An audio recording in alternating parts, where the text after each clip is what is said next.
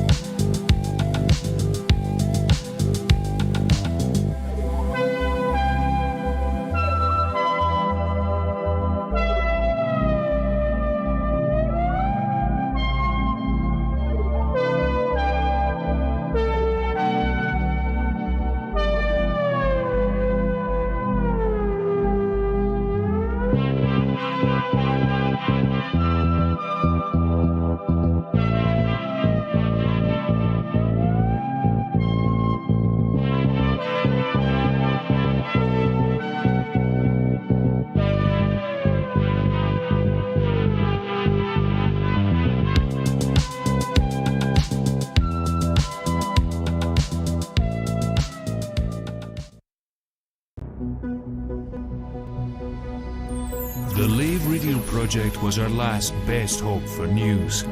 A self-contained podcast 2 hours long, located in neutral territory. A place of nonsense and innuendo for forum dads, community members and developers. A shining beacon in space, all alone on a Tuesday night. It was the dawn of the third chapter of Elite. The year's space legs came upon us all. This is the story of the last of the Lavian stations. The year is 3307. The name of the place? Lave Radio.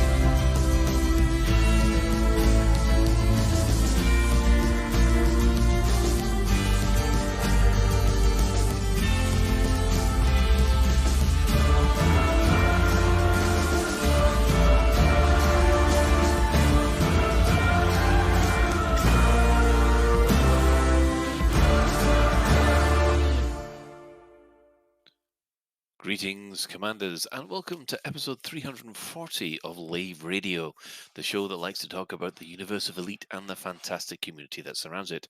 I'm your host, Commander Phoenix to Fire, otherwise known as Colin Ford. I am the Chief Archivist of Lave Station. And joining me in the Orange Sidewinder bar for this episode, we have our Head of Health and Safety, Commander Edelweiss, otherwise known as Ben Moss Woodward. I'm going to get this in before we get anyone else tries to get it out. It's the 4th of May, not May the fucking 4th. We're British, not American. Okay.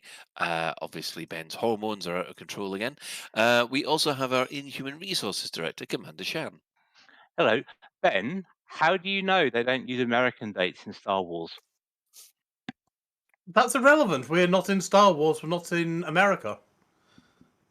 But for universal consistency, if they did use Yeah, they American said, oh, dates, then it'd work. if we're doing that, if we're using universal consistency, it would be using the ISO standards, which is year, month, day, hour, minute, second, proceeding down. But nobody does that because it's shit. And what's that in Julian date? What's that in Julian date? What's today's date in Julian then? I have no fucking idea because it's irrelevant and nobody cares. Okay. That's like my wallpaper. Listen, I hate to break up your domestic, but I'd also like to introduce our Inhuman. No, it's not our Inhuman. It's our staff liaison, Commander Psychic. Yeah, Psychic needs to get in here and get us what told. Yes, we need some mediation here, liaison. Inhuman liaison. No. Oh God! Happy May the 4th, guys. Right, if you wish, may it be with you as well. Oh, we're off to a good start. All we need now is someone to say that they like The Last Jedi, and we'll be going for a full Star Wars run. Anyway, if I you wish, thought the last season of Mandalorian sucked. if you wish, you can join us live. I do believe Ben is hanging out in open at either the Orange Sidewinder or near the Planet Lave, one of the two. No, I'm actually at Swastika Vision in beta. Oh, right. So he's in the beta. So enjoy that. But if you can't get to us in game, you can also join the Twitch chat channel, which you can access through laveradio.com/live. Click on the live chat, go into twitch.tv/Lave Radio, or go to Lave Radio on YouTube or Lave Radio on Facebook, and you'll find us there. So I will go around the team, as we do every week, and see how they've been. So we will start this week with Psychic. How are you feeling? Hello, I'm all right. I'm all right. I had a car accident last week, which is why I wasn't here. But the car's been written off, but I'm okay. Well, As good. his husband, That's we're all right. useful. We're all right. I'm still a little bit achy, but I don't know whether that's just like general me pain or there's more to it than that. I have a telephone call with a person tomorrow to establish all of that good stuff, which is really fun. But yeah, other than that, I'm doing well. I'm doing well. Good. Well, we were quite relieved that you're better after we heard last week. So, Ben, what have you been up to for the last week or so? I have to admit, I've mostly been playing Minecraft. Actually, well, some of it with my son, some of it with flatmates and the guys from Distant Worlds. And we've gone off and created a Minecraft server with 200 odd mods on it, which adds in a bazillion new biomes, flowers, plants, trees, animals, birds, um, towns and villages you can raid and attack, and dragons. Oh, right. So you've been quite busy then. And I also rebuilt my son's PC so he could join it as well. Join us on it as well. Excellent. Excellent. Commander Shan. Why Have was you there a sigh just before you said my name just then? It's my breathing problems. You know that. I see. Anyway, Yeah. this week, in game, I've been in the alpha quite a bit. I didn't do the community goal because I refused to give anyone my personal data in Elite, so they can GDPR off in the CG. What else have I been doing in game? Yeah, mostly beta really. I wanted some people to do some science with me, and I don't think we'll have a chance to do it until live, but maybe later. I wanted a group of people to see how much damage a single shield grenade did to my Corvette shields and do some proper science, but that will have to wait. I did actually also see some quite interesting YouTube videos of I think it was a couple of players versus a 3000 megajoule shielded Fer-de-Lance, and Mhm. they took the shields down pretty quick actually. So I'm going to be petitioning for foot straps to go in the hull of my Corvette. So what I can then do is like wing walkers strap my crew members to the outside of the hull of my Corvette. So when I fly around, they can shoot anacondas and stuff like that to bits using their handguns, and save me weight of my 2 Class 4 multi-cannons. So, you know, I'm hoping for foot straps now so I can stick Yeah. things on my ship. Once also out of the game, enjoying the bank holiday. What? Um, Do you enjoy swimming? yeah, it was pretty good actually. Went to B&Q and borrowed some money from my mum to buy wallpaper, which I've paid her back, and that's about it, really. Cool. Right. Well, let's see. I've been joining in the CG. I've been doing a bit of alpha, and I've decided that my power play commander is retiring from power play, and my epic commander will be taking over the power play roles. And the power play commander will be heading off to Colonia, but instead of a shiny sidewinder, she's going in a shiny clipper. So, but But to ride, I've got to do this.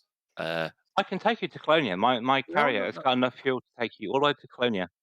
As much as I appreciate the offer, Shan, I won't be taking you up on it because I And want to do stars. as payment, you can test out the new experimental foot straps on my Corvette.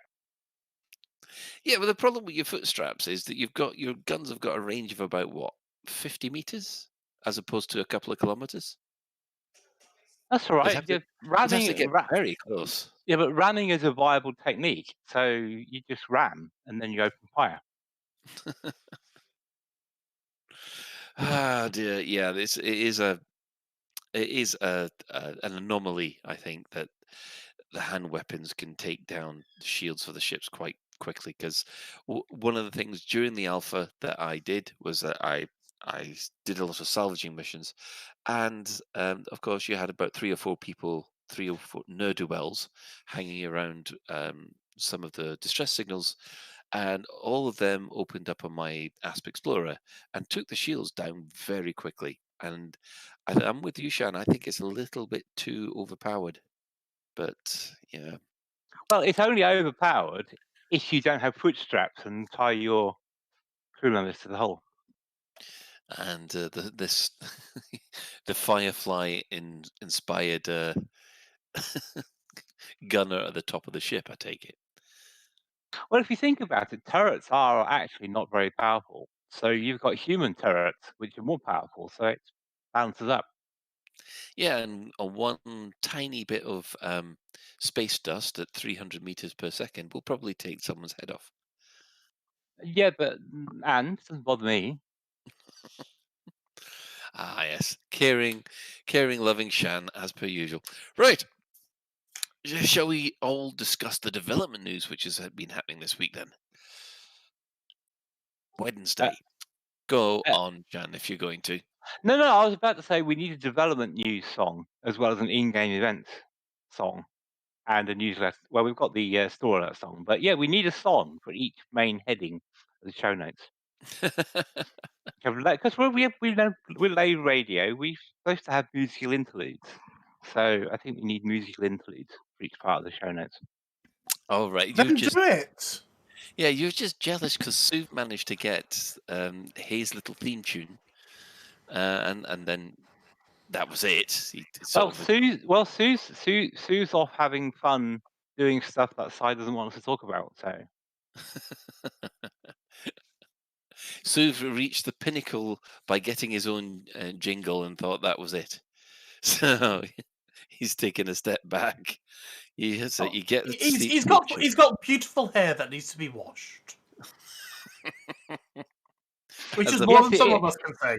it is actually. Ben, you may think Ben is joking, but it is actually true. Is that it's a well-known fact that every time Souverine slowly rises up out of a swimming pool, he has to toss his hair back and let the water go around.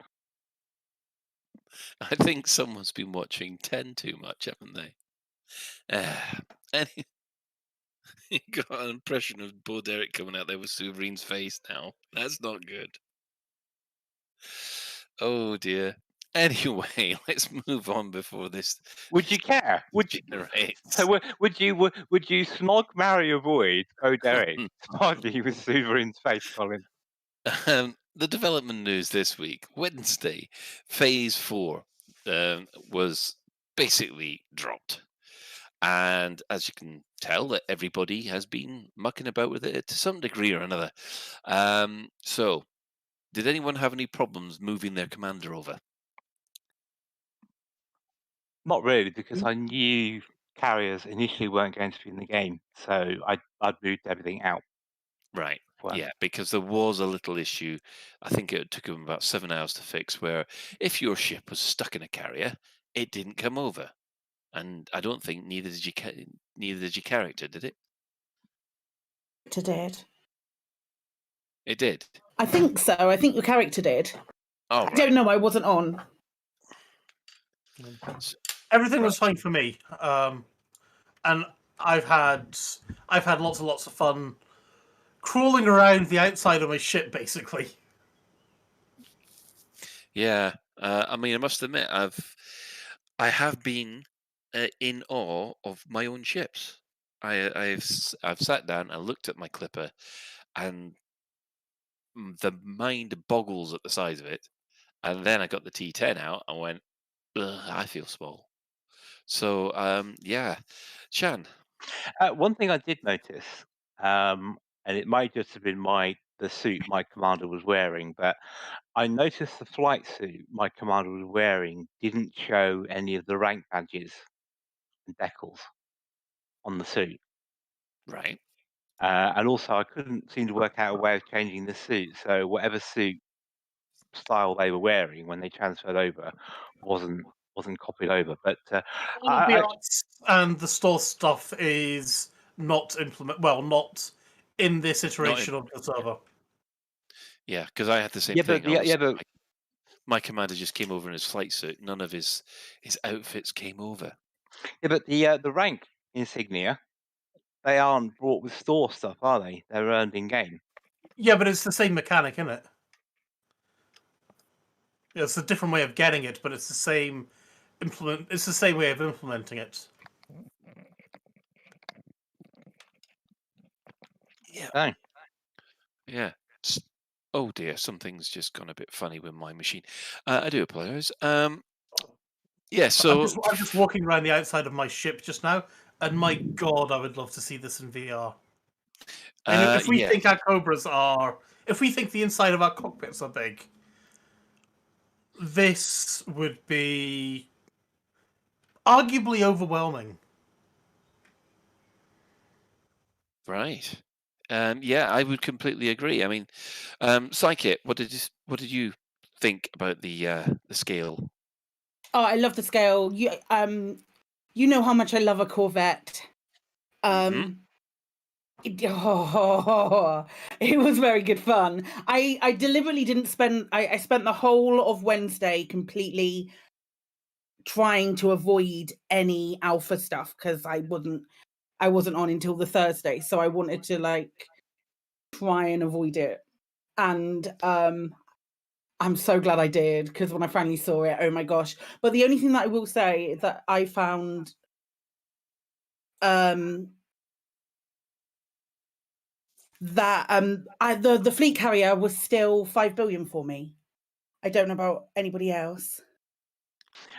I didn't buy one, but they were supposedly reduced, weren't they? Yeah, I even checked today. I checked today and it was still 5 billion. And I know people have bought it for 10 million, but it was still a lot for me. What about the cost of the fittings? Were they still the same price? No idea, because I couldn't afford one. Oh, okay. I know that the paid to that for me. I know the transfer fees were cut because they were only 7,000 credits to get your ship to the station, which basically that was the first thing I spent my money on, and then suits, and then weapons, and then I think I spent about an hour just configuring my stuff before I even went down to look at my ship, and then obviously the first chance I had to walk around the original Sanctimonious, which was an Asp Explorer, and I was there going, oh, yeah, I missed this. I didn't even know I wanted it, but yeah, this is fine for me. So, initial impressions about having your own ship in the game did go down positive for you all? Yeah, I don't know about you guys, but I just can't get that excited over a taxi. No, definitely not. I mean, it was nice to have your own Cobra, but it just wasn't the same. Yeah, it wasn't your Cobra, really. No, it did feel like it was on loan. I thought it was quite nice. It was, but to be fair, I wasn't really trying to play around on my ship in Alpha. I was trying to try the new Alpha stuff out. I think so. It was more of a posh way of getting around. Which actually, Ben, just from thinking about it, what we said earlier, the engine colours and laser colours work. Oh, I don't know if are they over. I don't know. Yeah, but anyway, no. So it was nice to have it just for pootling around and shooting things and doing ship to ship testing. But I was mainly focusing on the on foot stuff. Yeah. There was a hot fix which happened on Thursday, and also there was a live stream as well. Which did anyone catch the Thursday live stream? I did watch the Thursday live stream. I can't remember what it was about now, though. The Thursday live stream was Mail Slot Madness. It was that was insane. That was so good. Technical issues, but it was a lot of fun. Oh, it was so much fun. Oh man, well done to the team for doing that. That was so cool. Yep. So it was just generally silliness with docking, wasn't it? Yeah, Well, no docking, but silliness with mail slots. That Fair. reminds me of a game the Hams used to play with mail slots. Oh, yes. No, I don't be think rude. No, it wasn't rude. Before you just get your I mind out of the gutter. I am well aware of what Kate Russell likes to do with her mail slots, and I know she likes to be the ball. Ben, Yeah. Okay. for There the is a people who are novel. not aware, what you do, you get a sidewinder, you shield it up, and then you turn the flight assist off, and you put it just outside of the docking slot range, and then the ship then has to boost into you and try and penalty shoot you through the docking slot. And it's a lot of fun. Yes. And Kate does like to be the ball. Well, thankfully that's explained, because I was a little unclear about that, because all I remember the Hammers doing was going round and round the docking slot and seeing who would last the longest. Yeah. The Hammers had several ways of fiddling with people's docking slots. Oh, stations docking slots. Yeah. Yeah. I hate to ask this: are the Hammers still going? The Hammers of Yeah. Slough. Oh, good. Oh, good. We'll just do a little shout out to the Hammers of Slough. I hope you are well, and of course, don't come anywhere near us because we know you're radioactive. I think some of them moved on to putting ferrets down things. I think. Well, Kate is playing with her ferrets, yes. But I think she still plays Elite as well. We'll have to catch up on that and see what the heck the latest is with the Hammers, I think. Well, today also there was a live stream. There wasn't any major news apart from the alpha ends on the 5th of the 5th, 2021 at 16:30 That's tomorrow then. BST. Yes, but people might be listening at this in a couple of That is days' true. time. Yeah. You The know, thing is, with that date, then, is it's right no matter what side of the No, land you that is live on. very true. That is Maybe. very, very true. maybe that's why they did it, so that it doesn't confuse or make people angry. Well, so it doesn't confuse Americans. Let's face it, it's not hard. I'm not taking a side on this one, except my sister-in-law is American, and she's very nice and very intelligent. So don't start. I have a lot of American friends, you know. I'm just saying it's not hard sometimes. Mickey, Donald, Pluto. Well, the last thing to mention is that they have said that there is an additional live stream coming this Thursday. It's to do with conflict zones, and it will have the wonderful doffs on board to discuss background and online stuff. So, yeah. Do you think they will be on the surface conflict zones or in space No. conflict zones? Or Space both? conflict zones, they've said, because, well, the alpha will be ended by then, and we'll have to wait, another Week. 2 weeks before it's ready. Yeah, a couple of weeks. Yeah, a couple of weeks. So they've got a week, maybe, to get some final cramming in, and then a week of just making sure that everything doesn't die as soon as it's launched. That still makes me nervous to see it not that close. Mhm. Part We will see. Yeah. of my IT spider senses are really tingling about the closeness of that date. I expect they're even more so at Frontier, but you Yeah. know, Right, there's one question I do have to ask you guys. The question is, do you think that by the fact that they took the alpha build so early, do you think that's given people a wrong impression of what Odyssey is going to be like? Shan. no, I don't think so. I mean, I was listening to what Obsidian Ant was saying on the subject matter in a video yesterday, I think it was, and the mechanics they've got is the mechanics we'll get, I think, because there's no amount of early builds you could have taken in that state to change a lot of the fundamental mechanics.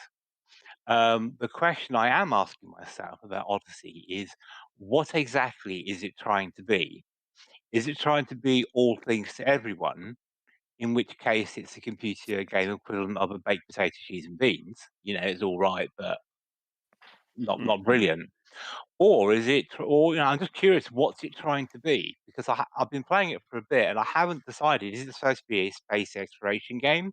Is it supposed to be an FPS? Or is it trying to give a little bit of something to everyone? And I haven't made up my mind yet what it actually is. I mean, personally, I'm on the it's a little bit for everybody. I mean, it doesn't do everything as good as a specific FPS shooter game, but it does the job for what we need it to. Yeah, And it's a baked potato you buy from this baked potato van. yeah, but then again, the community has been yelling for some kind of space legs for since the bloomin' Kickstarter came out, and they've got them now.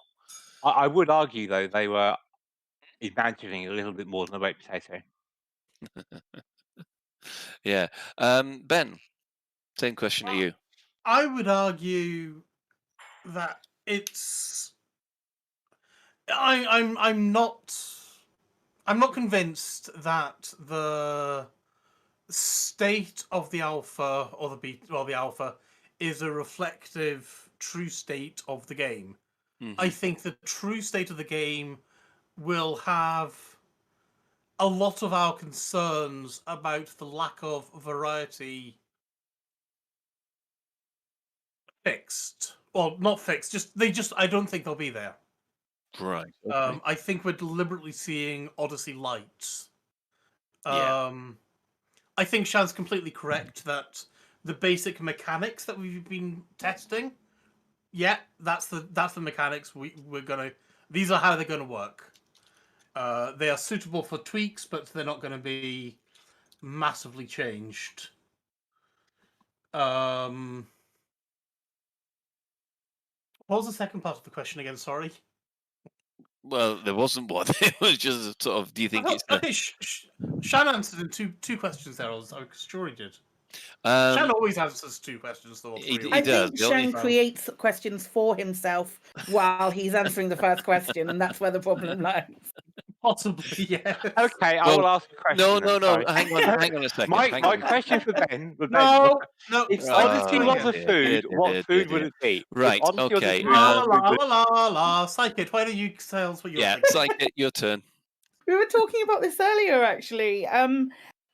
For me, Odyssey feels like a focus testing rather than a full alpha or a beta or anything really along those sort of lines. And I feel like what we've seen are the bits that Frontier felt that they needed us to see, or they needed to A, whet our appetite a little bit, and B, these are the things that they really wanted to show the community and get their feedback on instantly. I feel like there are things that have been conspicuously absent from the alpha that I would expect to see a little bit, that I think because of the time frame and the getting it out by the end of May for to appease the shareholders, all of that together meant that we got incremental little steps. Yeah. I can certainly understand where all that's coming from.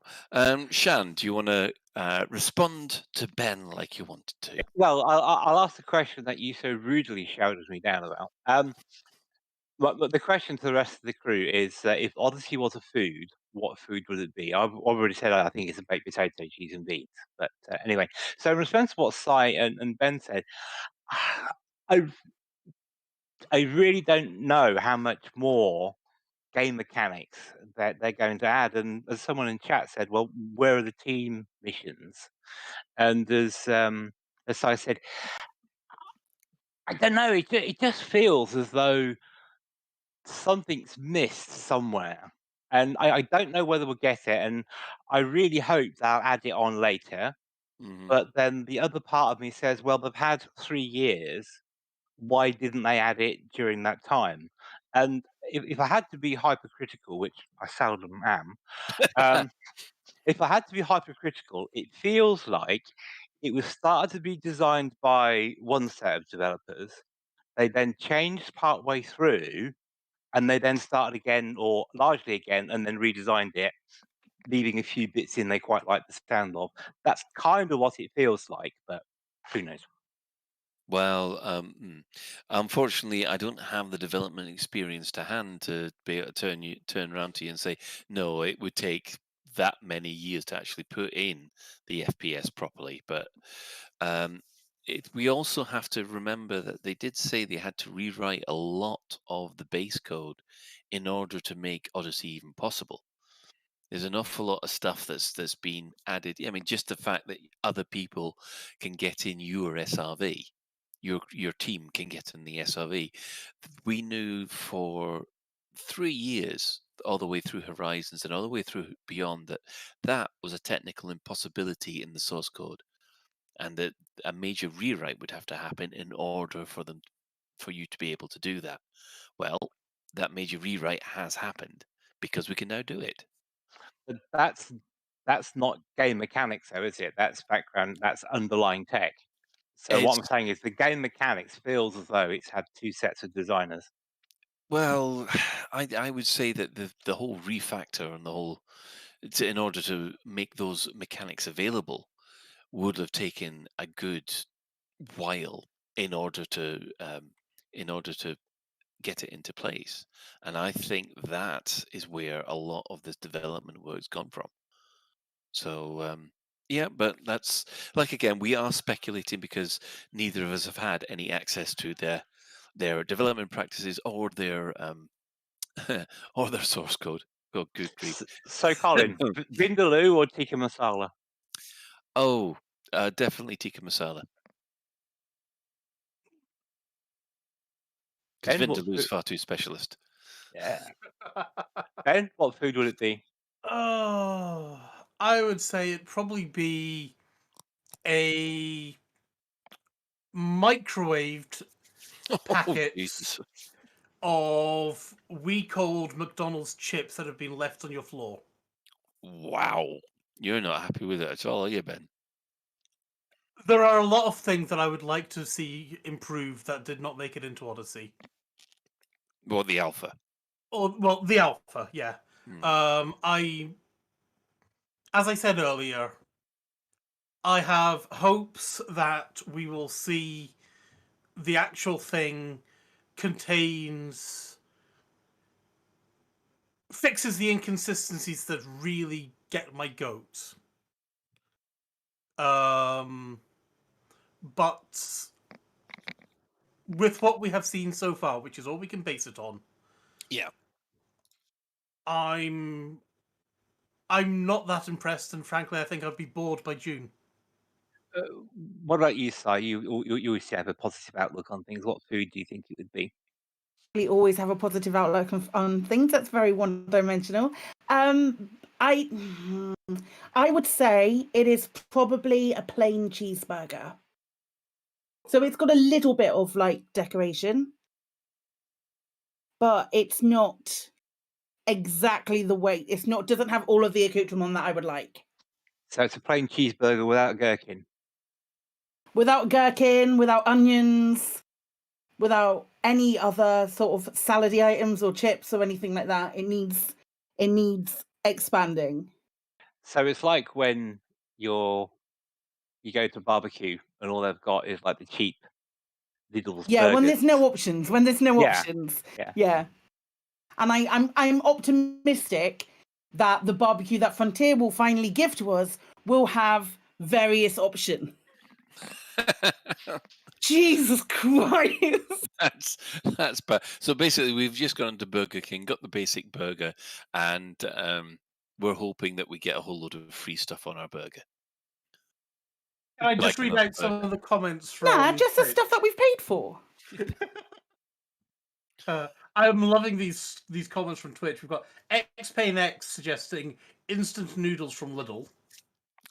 Oh, well, he wasn't very happy about Odyssey full stop last week, was he?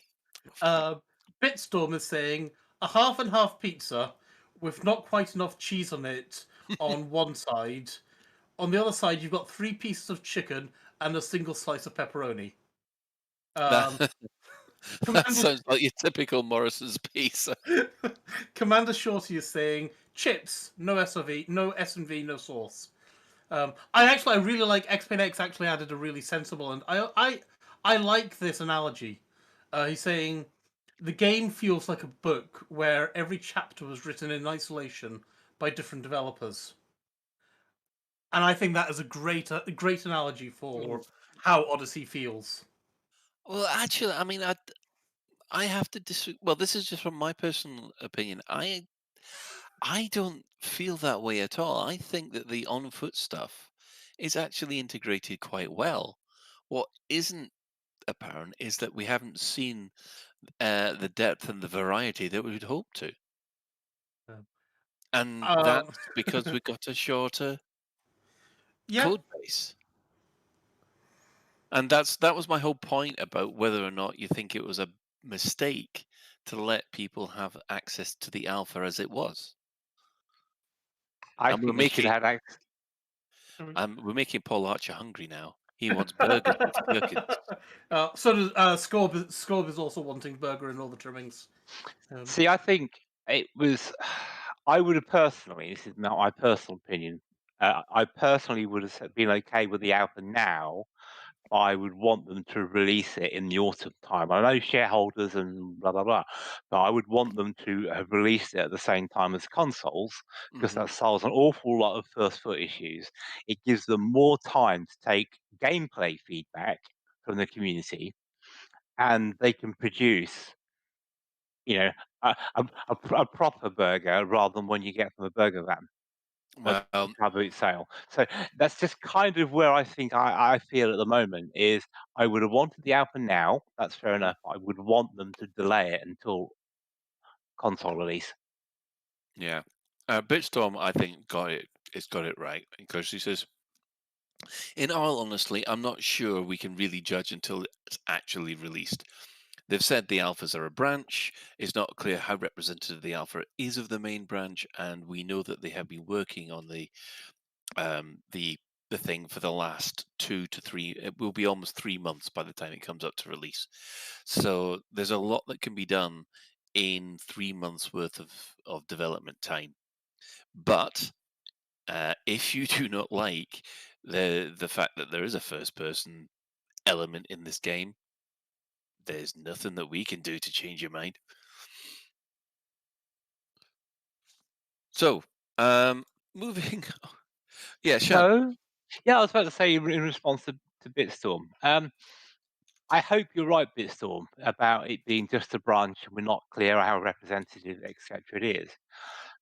Uh, can't help but feel is that they've tried to be everything to every person and ended up with a baked potato. That's just kind of what my gut feel is telling me at the moment.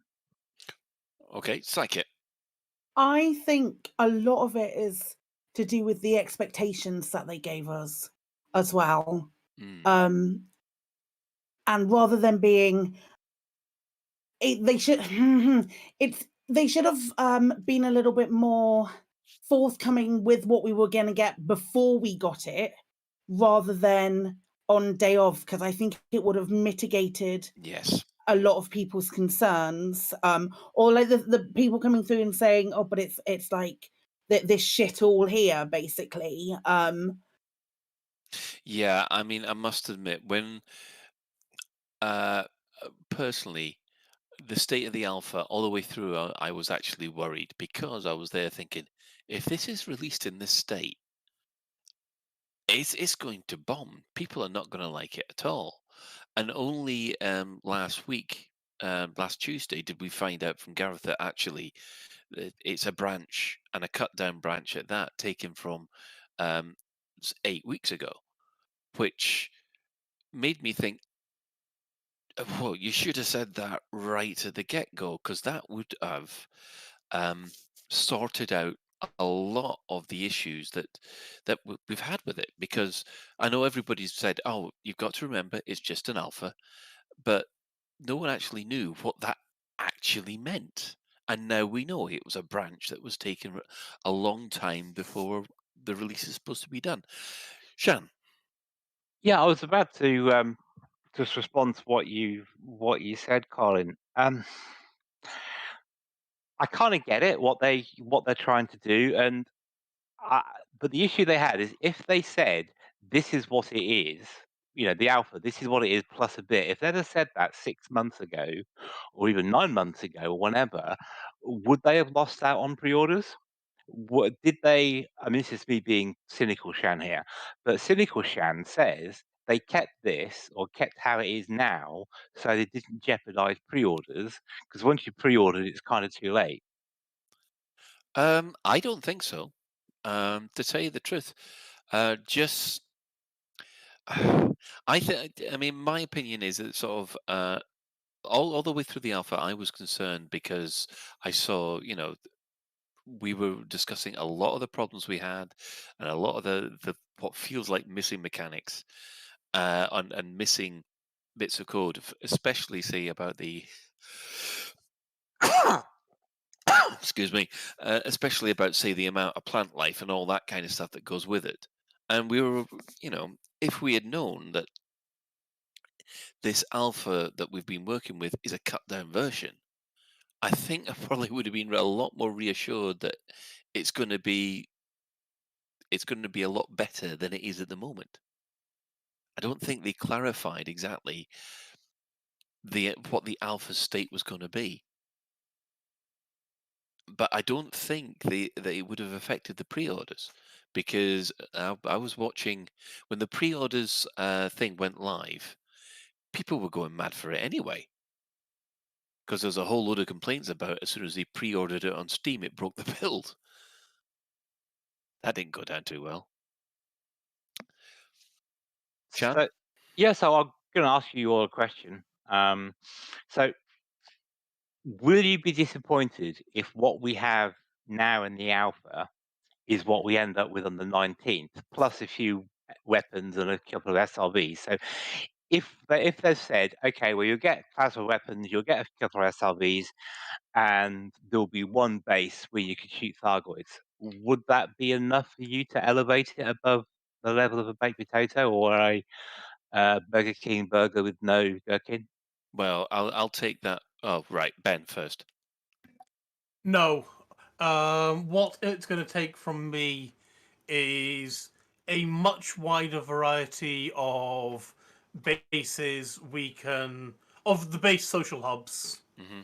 It's going to take a wider variety of the settlements, wider variety of flowers and rocks and things like that before I even start to think that Odyssey has the potential to live up to expectations. Right. Okay. And did you see last? Did you see the stream with Kay where she said that there was going to be a lot more variety there? Yes, I did, and that's what's giving me hope. Right. Gotcha. Psychic. I think I would be okay. I wouldn't be super happy, but I would be okay. But I would also like to see a roadmap of, okay, we're going to be implementing this X, Y, and Z at these points. That would be my only caveat to saying that I wouldn't necessarily be disappointed. I mean, to tell you the truth, if it was released in the state that you say, Shan, like as it is now, a few extra weapons and a few extra SRVs, no, I'd be like Ben. I'd be thoroughly disappointed. However, I know that's not going to happen because we've had both Gareth and Kay on the stream saying that they've been putting in content churn constantly for the last 3 months, and we've seen the new planet tech and that we're supposed to be getting, and the fact that there's supposed to be a lot more base layouts. That for me is going to be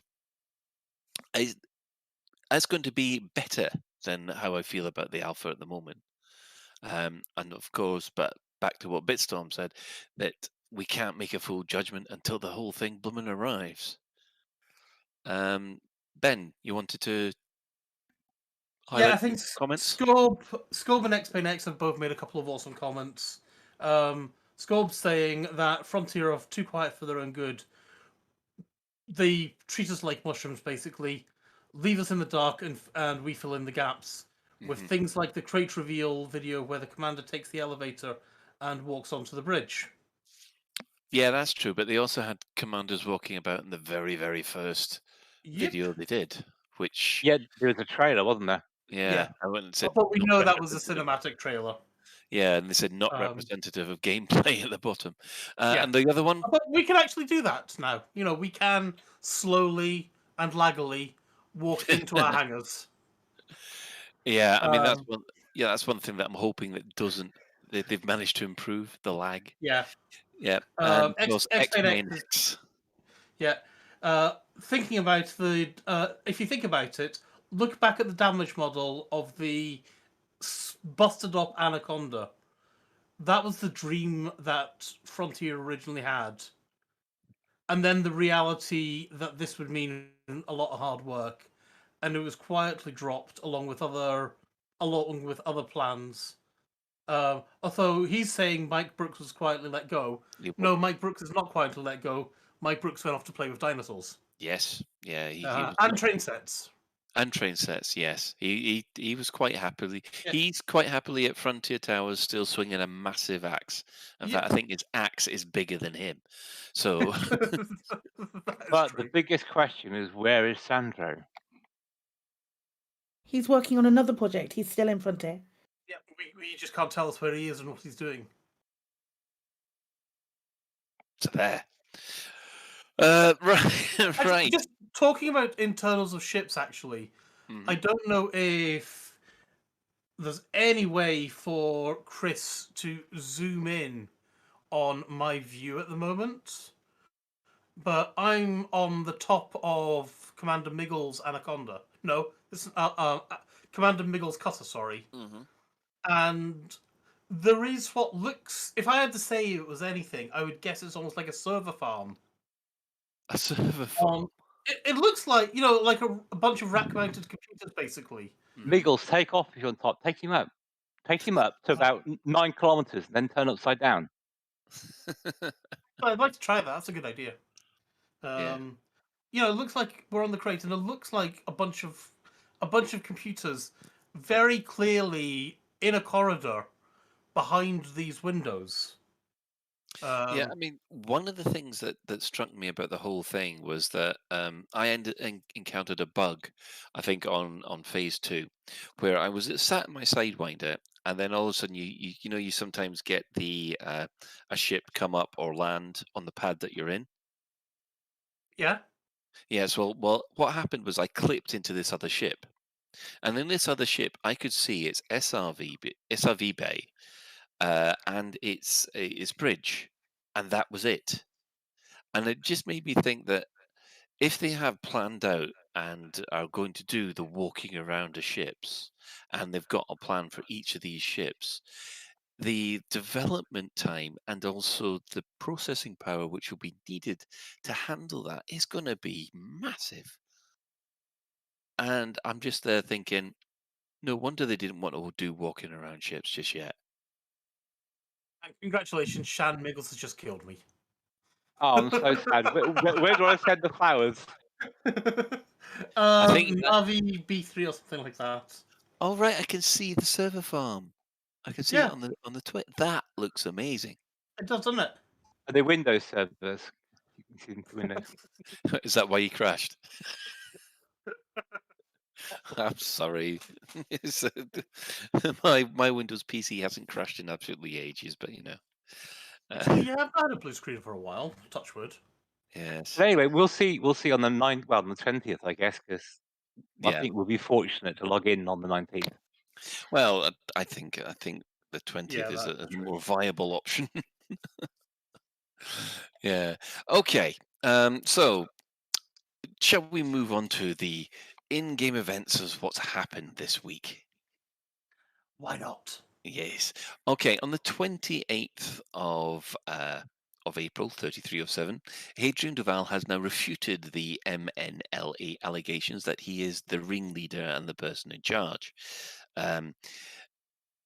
Also, the Guardian Artifacts CG came to an end with success for Aegis, and then the new, the new.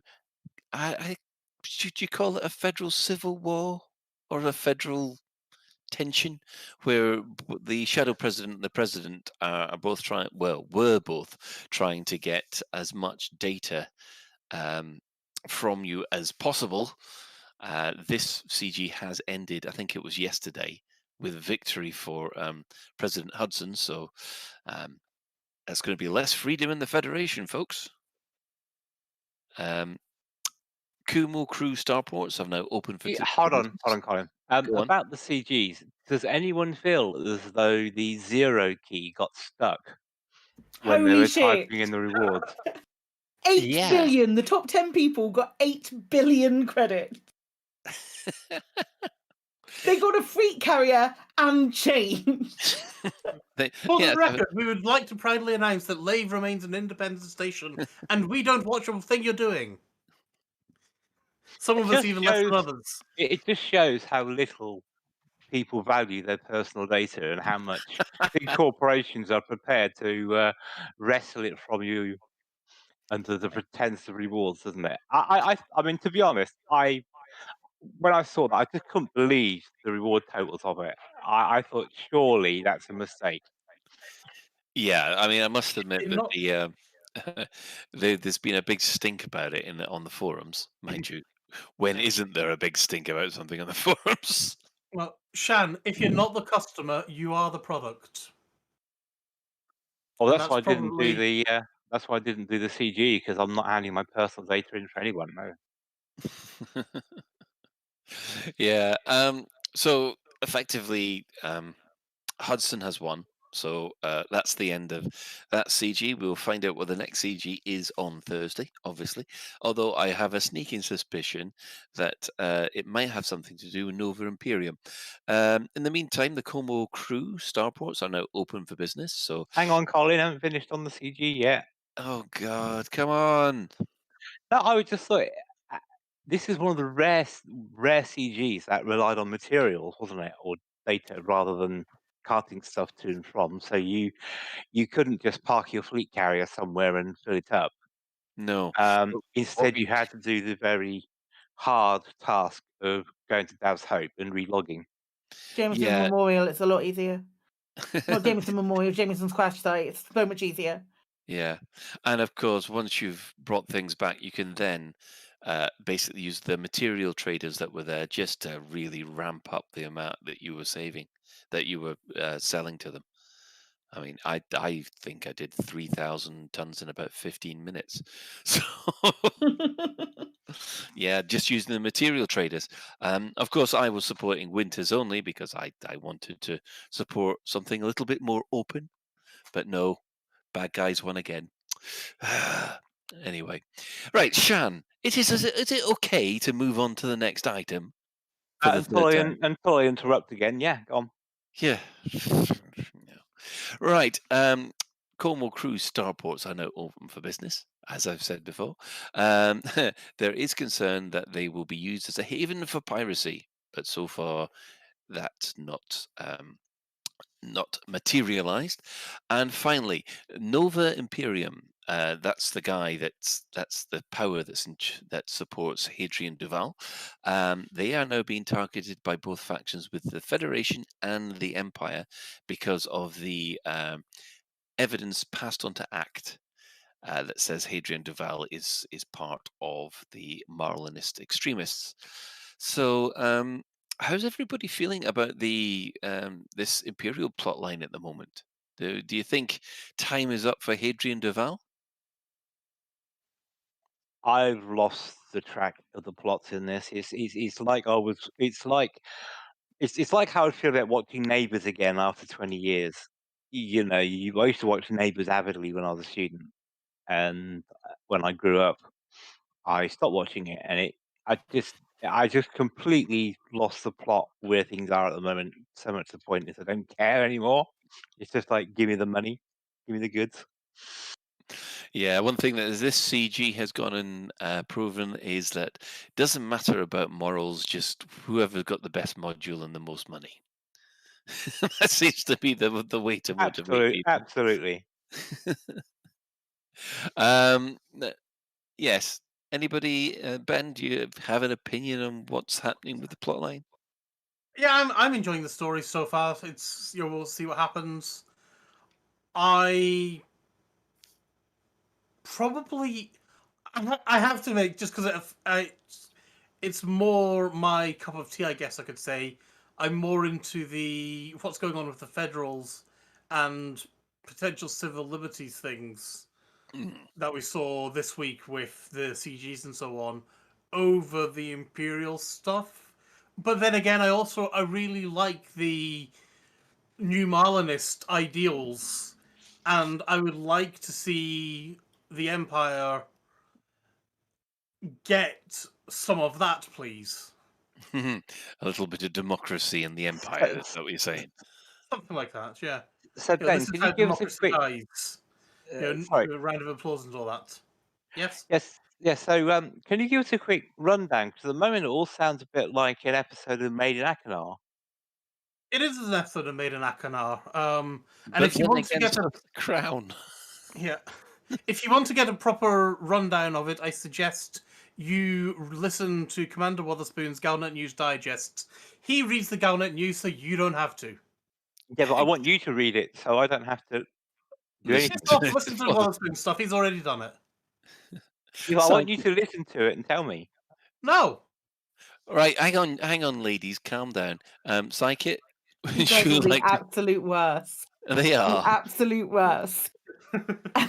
I'm on the side of I'm with Ben on this. I'm really enjoying it. There was a really funny clip of when it first came out that Hadrian Duval was being implicated, as it were, of Malik finding that out, and he lost it. He thought it was hilarious, and I was very much in the same boat, and I would have felt exactly the same way. I think it's been a really good storyline.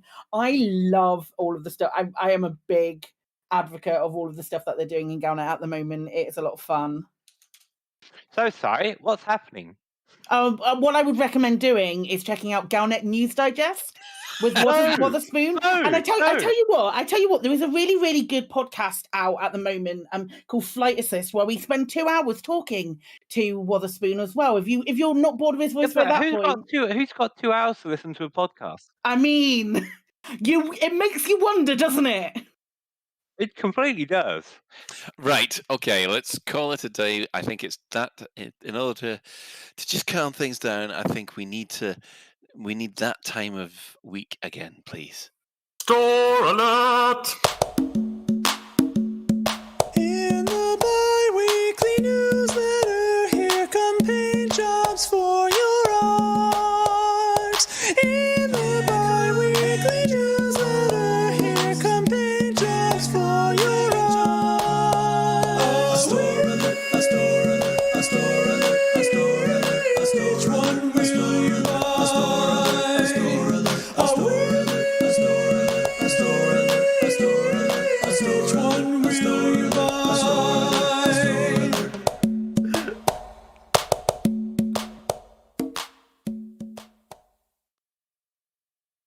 And welcome back. The store alert this week are some fantastic racing skins, which will apply to the Asp Scout. I must admit, I do actually quite like them. It's just a pity they're on the Asp Scout. Yeah, the words racing and Asp Scout haven't traditionally gone together for me. No, not really. Not really. I take it your opinion on this, Ben, wasn't that great? I don't even like... The only ship I even vaguely like this skin style on is on the... I think it's the Imperial Courier. Mm-hmm. On an Asp of any sort, it's just no. I appreciate it on an adder, but that's partly because of the irony. Or a hauler. Yeah. Psychic, I mean, will you be buying any of these skins for a? I can't even bring myself to. I am mention the ship. chomping at the bit to get myself one of these beautiful skins for what is arguably the most enjoyable ship. I've never flown it. I don't know what it's like flying. I'm never going to buy one. Why? Why would you? Shan. I was just looking at this scheme and remembering many years ago when the local chavs used to bring their Astras and Novas and stuff like that to the McDonald's and Tesco's car park, and Yeah. it looked exactly how a space chav would decorate their car. Really? Space And chav. it's a Lakon. Are you saying that the Aft Scout is like the Civic Honda of the game? Honda Civic, I mean. That's exactly what I'm saying. Holy shit, I love it. Was your car that got broken the Honda Civic? By any No, chance? it was a Vauxhall Astra, actually. I thought you were going to say Volvo. I'm not going to lie, I've only just learned that it was a Vauxhall Astra, and now I'm going to have to learn the whole new one. It's a Honda Civic with the LED lighting underneath it. It's that sort of ilk, isn't it? It's the Honda Civic with the 10-inch diameter exhaust. Yeah, because they want that fat exhaust sound. Yeah. Right. Well, leaving on from the Space Chav ship, we do have to say, well, with that design, I think we want the T9 next. That should keep a Scorpius happy. The T9 Type 7, racing strike. a racing Type 7. Jesus.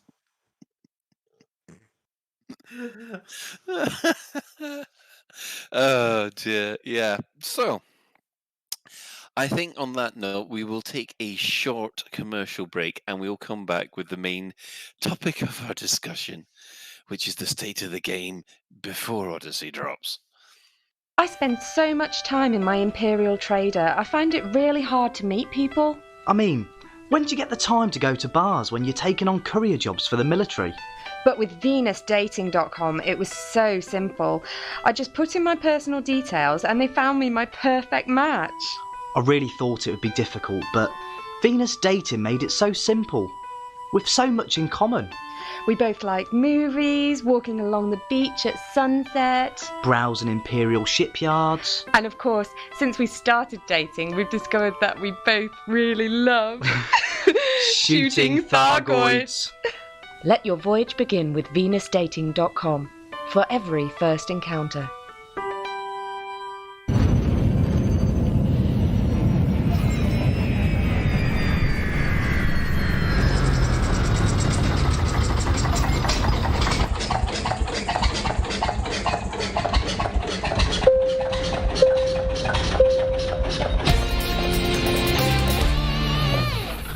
This is a public service announcement from the Fuel Rats. Please stop what you're doing and pay attention. If we can rescue you, we will, but you can help us help you by following these easy steps. 1. Fly 50 light seconds or so from the system's main star and drop out of Supercruise. 2. Note down the current system and the nearest stellar body. 3. If you're on emergency life support, log out immediately. 4. Go to fuelrats.org and click Get Help. 5. Stay calm, hold your breath, and let our seasoned professionals do what they do best. The Fuel Rats. We have fuel, you don't. Any questions? Are you struggling with paying fines? Do you lose sleep in hyperspace worrying about docking at the next space station? If the answer is yes, then you need to call Colin McGrath Fine Management Services. I got scanned while in Federation space and was caught carrying slaves. It was an unexpected expense that I couldn't afford on top of my fines for damage caused whilst docking. We can help you consolidate all your existing fines into a single large fine, payable in regular instalments at what is almost a competitive interest rate. I called Cowell and McGrath Fine Management Services, and they helped me pay my existing fines before I got a bounty on my head. They really saved my life. At Cowell and McGrath, we've helped thousands of pilots whose fines had spiralled out of control. I dared not go near a police star system. Got so desperate that I'd almost resigned myself to a life of piracy. Luckily, I found Cowell and McGrath's services before I actually murdered anyone in cold blood. No fines too big, no criminal record too damning. We're here to help you, no questions asked. Find us in the Lave business directory. I'd got into debt as a result of a massive counter lawsuit by Watt and Prittney. It happened because I'd taken advice on Python protection insurance from... Wait a minute! It was you! Cowell and McGrath. Minimum liability, zero accountability. Warning, balances may go up as well as down. Missed payments may lead to repossession of your ship, seizure of cargo, or the issuing of a death warrant. Is your life like this?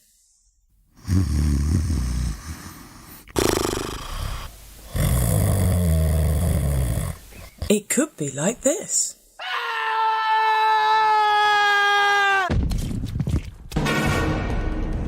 Astrogators, put some excitement back in your life. Book an adventure in the Lave business directory. Now. The what now? Lave Radio, transmitting to every corner of the galaxy. And welcome back. Well, the main discussion this week is that I think it can be only fair that I had a bit of a rant on the forums. That it did seem to take a little bit of traction. I think Souverine has been nagging me for absolutely ages to put what I thought the state of the game was and supply my feedback as opposed to just being Mr. Neutral and Mr. White Knight all the time. So I went and wrote something like approximately 3,500 words on the forums. If everybody who read it made it all the way through, I do thank you. And how many words is that cut down from? 22,000. So are you going to release a director's cut version? If you want to be inflicted by 22,000 words of very, very bad grammar and very, very bad spelling, you're quite welcome, Shan. But I suspect by halfway through, you'll be wanting to slit your wrists. Well, let's face it, if Shan can't be bothered even listening to Galnet News Digest, I think he's going to read your title and then give up. Yeah.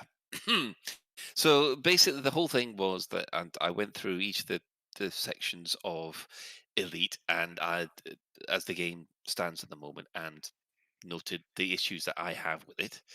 And it did seem to have some quite nice responses on the forums. To the too long didn't read is that a lot of people wanted to talk about the crime and punishment. That seems to be a very, very important part of the game for a lot of people, making the game feel more dangerous, improving piracy, and dealing with consequences for seal clubbers and griefers. That seemed to be quite popular. I hate to ask this, but guys, did you read the article, and what feedback have you got? Before I answer that question, 3 words: Saxo VTS Scout. Saxo VTX Scout? Yes. Anyway, you obviously weren't in Chav culture in the mid-90s. But anyway, to be fair, Colin, it was a really well-written article. I agreed with pretty much all of it. And also, it's very much, I felt as though you were putting your heart on your sleeve with it. So it was very, it was very earnest and stuff. In terms of what you pointed out, wasn't much I could disagree with, really. I mean, the power play stuff I could kind of take or leave. The making the game more dangerous, I think, was my major point with that, because once you've engineered your Corvette to a certain level, certainly in PvE, you can go AFK. Well, you can literally go AFK now anyway in minor res points, but I just felt as though perhaps, as my suggestion for it, is they should change the loadouts for ships to include engineered components. Yeah. I mean, just to bring people up to the those that haven't read the article, when I mean it's not really dangerous. My main point was that in the older games, if you headed to low security systems or anarchy systems, there was a genuine fear when you were actually approaching those systems. There was a threat, but at the moment, unshielded T9s can go through an anarchy system without a problem, and maybe it's just the old school part of me that feels that doesn't feel right. I mean, it's fine in the high security systems. I think that you should be able to run a unshielded T9 through a high security system without a problem. But in the lower security systems, and especially in populated anarchies, I just felt it's. I hate to say this, it's not how I remember Elite to be. Yes, Ben, do you have anything to say about low sex?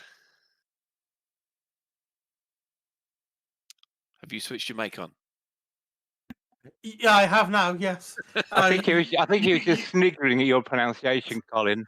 Yeah, I was low sex. Excuse me, Colin. Low. Something you wanted fuck. to... Oh, yeah. It's a bit early in the evening for that. You absolute scumbag. No way. But with regards to low security systems,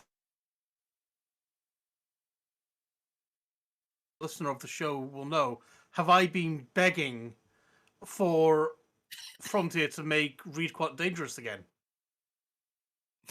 Yes. Even in Elite 84, even if you had 4 military lasers and I'm trying to think what other upgrades. So the lasers, they were really about the only offensive things you could do. You had a couple of bombs, didn't you? But was that later? You could carry one energy bomb. Yeah. Yeah. Even fully kitted out in your fully kitted out Cobra. Yeah. Going to Read Quat was hairy. And now, as you say, we just go there with your pants around your ankles and not really worry about it. To take us back to low sex. Oh, God. Ah, dear. Psychic, I do apologise. I really do. To be fair, when you said low sex, I thought it was exactly the same thing. So I'm right there with you. It's fine. Jesus. Right, Shan. Yeah, on that, I'm not going to stoop to their level. Quite low as well. Well, the question I have regarding the statement about making Read Quat dangerous again is how much of that is because we are, in quotes, veteran players and we're aware of it and we got used to the game and stuff like that. I mean, if you went to a low security system as a new player, you would feel as though that's more dangerous than going to a high security system, I feel. So is it just because we are familiar with things and we're somehow kind of a bit jaded to it? Okay. No. Question for anyone who's a new listener. Have you even noticed the security state of the system that you're currently in? I mean, the other thing that I was trying to get across is that if you are interdicted by a pirate, it's just one ship normally, about the same level as you are, and it's basically just said, "Oh, look, I found someone with a big hole," and that is it. In a low sex system. Yeah, here we go. And it just feels that it's not. It's not dangerous. It's not dangerous. No. In fact, the only time it does get dangerous is when you have griefers about, which obviously is another another issue. That's a nice segue, though, really, isn't it? Because I would love for anarchy systems to be a hive of scum and villainy. I want going to Read Quat, just to keep it simple, Yes. to be dangerous. I want to I want to have to fight to get to Is it Freeport? Yes. Or is Lesotho Ham Sol or something like that? Well, you're the one with the galaxy map. I can't get into the game in the moment. Oh yeah, but I'm flying down a narrow canyon. Well, a big fat wide canyon actually at the moment. Hang on. Actually, I don't think I'll be able to see the system map in the current implementation of the galaxy map, but I'll check.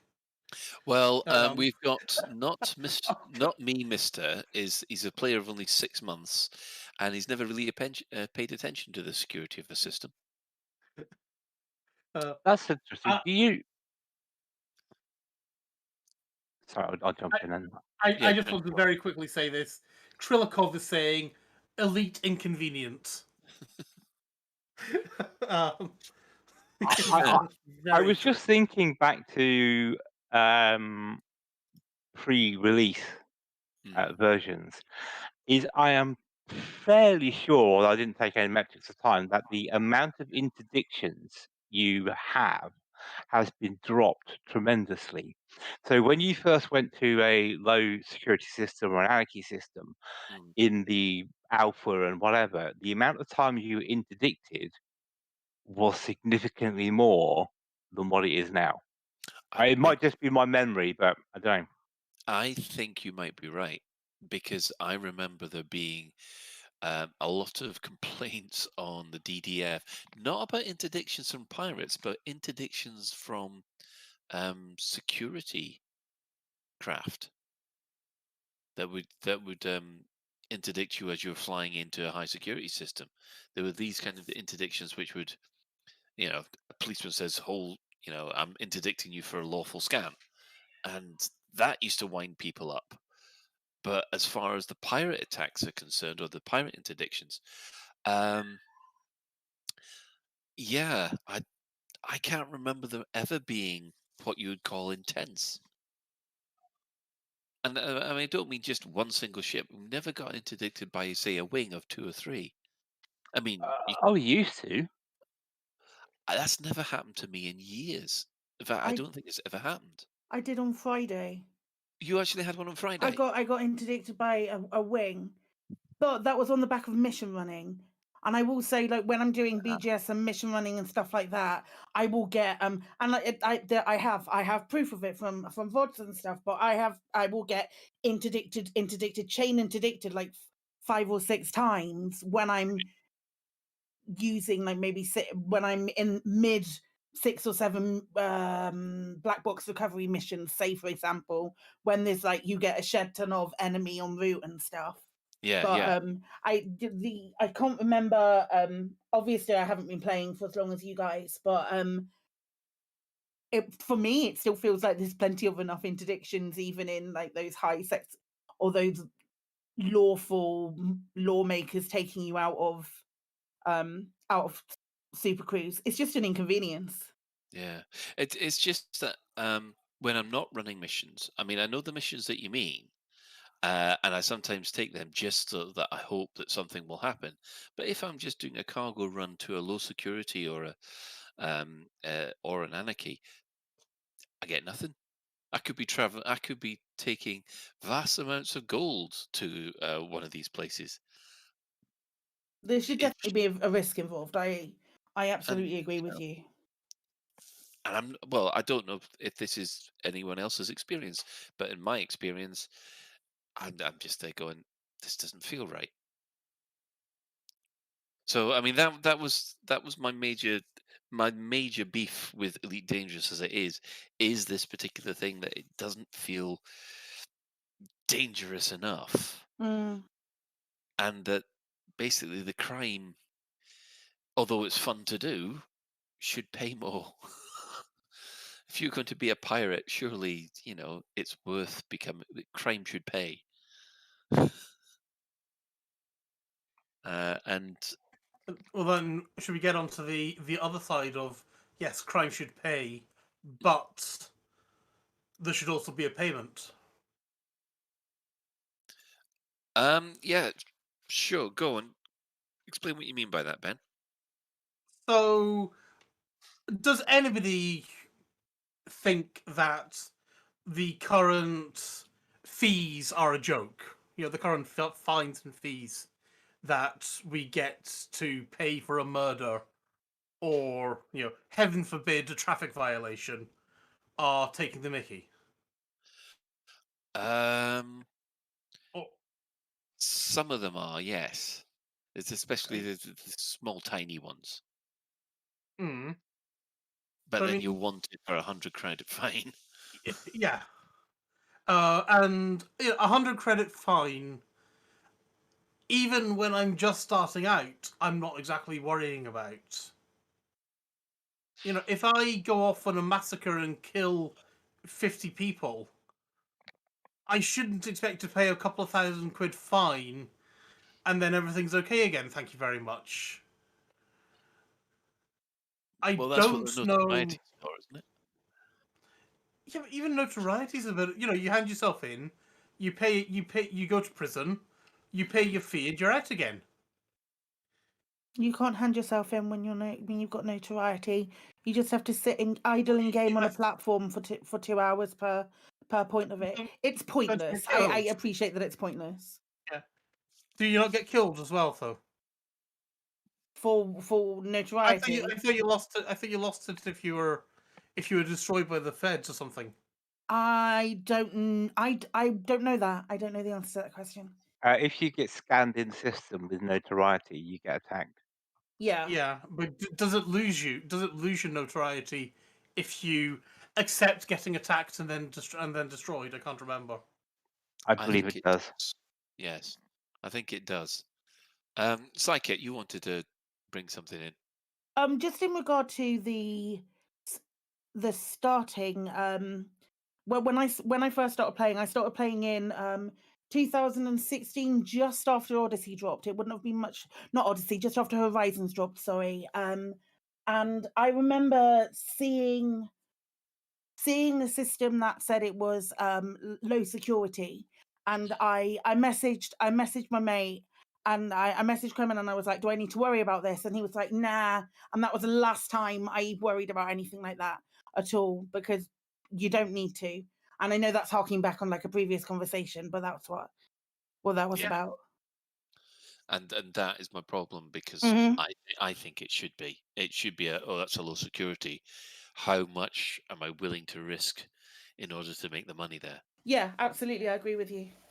Shan?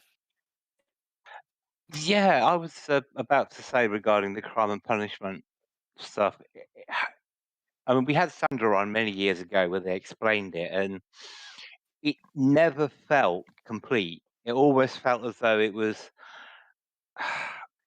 I won't say half-assed, but it almost felt it was like it didn't make any degree of sense at all. And to be fair, there are some things I will not do in game because the fear of picking up a penalty, which would then inconvenience me, whatever like that, I just won't bother. And it's not about, oh, I won't do this because it's bad or it's evil. It's just because it's hassle. It just gets in the way of what I want to do, and it's an inconvenience. Yeah, it's really inconvenience.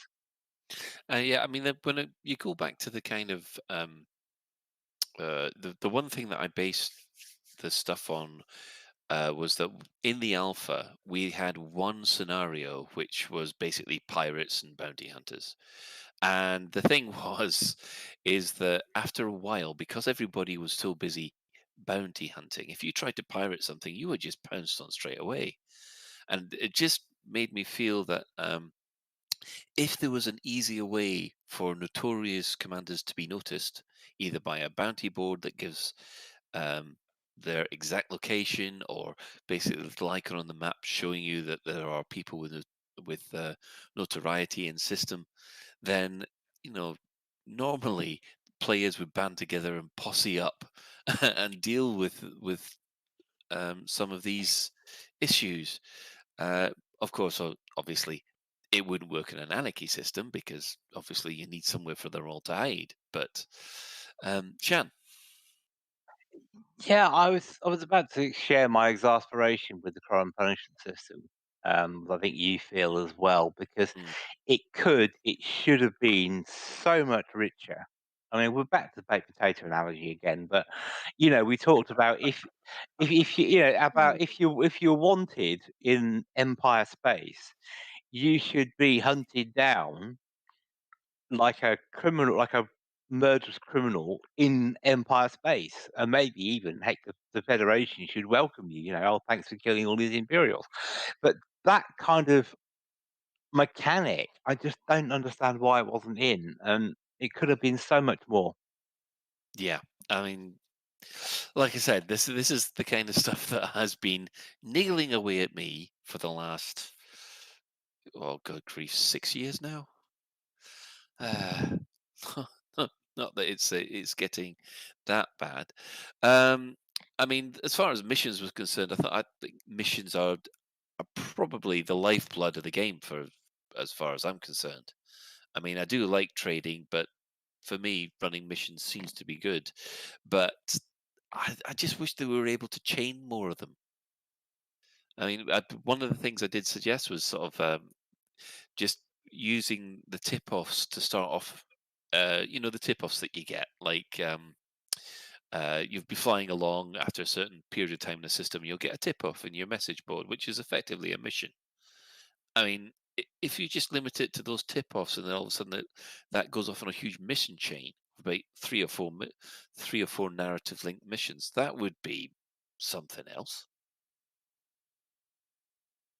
I mean, do you find that the mission system needs further enhancement? Psychic. I do a lot of mission running because I do a lot of BGS, and BGS in itself is mission running. For me anyway, it's a hell of a lot of mission running and stuff like that. But as far as using a tip off for it, as if we could use tip offs and them also have a impact on BGS stuff. But I totally agree with you that if there are follow-up missions, if there are sort of more chain missions and more things like that, which I really liked when they introduced, I thought it was great, but I would enjoy it now. I'm gonna be completely honest and say I haven't really paid a hell of a lot of attention. So if they do this, they're not doing it particularly well. But if they had some sort of ongoing narrative that ran through the linked missions, if they do have that, it's not that clear, and making it clear would be a better thing, in my opinion. Yeah, I mean, most of the missions I've seen, chain missions, are basically you've either you made a donation, and then they contact you and say, thanks to your donation, we now know where this pirate is, go kill him. How does that make sense? How does that make sense at all? It's silly. It's silly. Or now you've made a donation, please take this gold over here. These 3 tons of gold. If you wouldn't mind just taking it in that direction. It feels like if there were like a set of a little pool of like mini stories that they could. Yeah. I mean, one of the things that I really would love is, I think one of the most overlooked things in Elite Dangerous, which is really fun, are the scenarios which are around installations. Now, the problem is if you just turn up in an installation, it could be happening, right? I found it's very rare for that installation to have a scenario kicking off. But if, for instance, one of these scenarios kicked off and a system-wide alert went through the comms window, let's say, I don't know, the Lave station, the orange sidewinder bar is under attack by the code, please come help. And sure enough, when you drop into the orange sidewinder, the whole thing is kicks off as per usual. I think that wouldn't be. It'd be kind of like the Damocles of video right at the very beginning. Does anyone else remember the Damocles video? I do, but I think the mechanic you're talking about, Colin, is similar to dynamic events in other well-known games, starting with G. Ending in was. Where what would happen is you'd be exploring somewhere, and then you'd see a bridge coming under attack by mobs. And so all of a sudden you then decide, do I defend the bridge or do I just leave it to get blown up? And if you just left it, the mobs would blow the bridge up, and then for the next until people repaired it. The bridge would be down. So I think it's that sort of thing. The issue that people ran into with that is the only way to make it work was to have it on some sort of timer. So unless you had a long series of chained missions, which meant you'd never ever see it if you missed it again, they'd come up every 2 or 3 hours or so, in which case you just wait around and do it. So I'm not sure there's an easy way of doing it in the way you're describing, although it would be great if there was. Ben? Sorry, I'm too busy laughing at 1 hour 28 minutes, and whoever's got closest in the sweepstakes. Hang on. What have I missed the sweepstakes here? Would you like to explain? How from the beginning of the show until the end, until Shan mentions Guild Wars. I didn't mention Guild Wars. Yeah, you did. Don't even lie to me. I said a game starting with G. Okay, how many? And I was talking about Gattle ships. You ever played it? Gattle ships.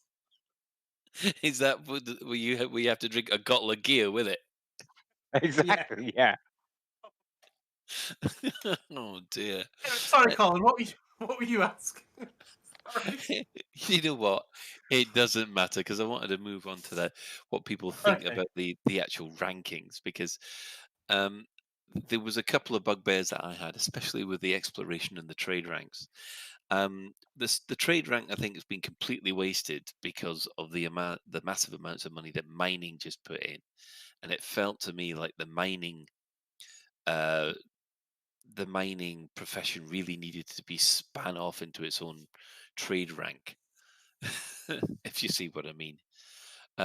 But with exploration, you can just become elite by doing the road to riches. And I just thought, well, that's not exactly exploring, isn't it?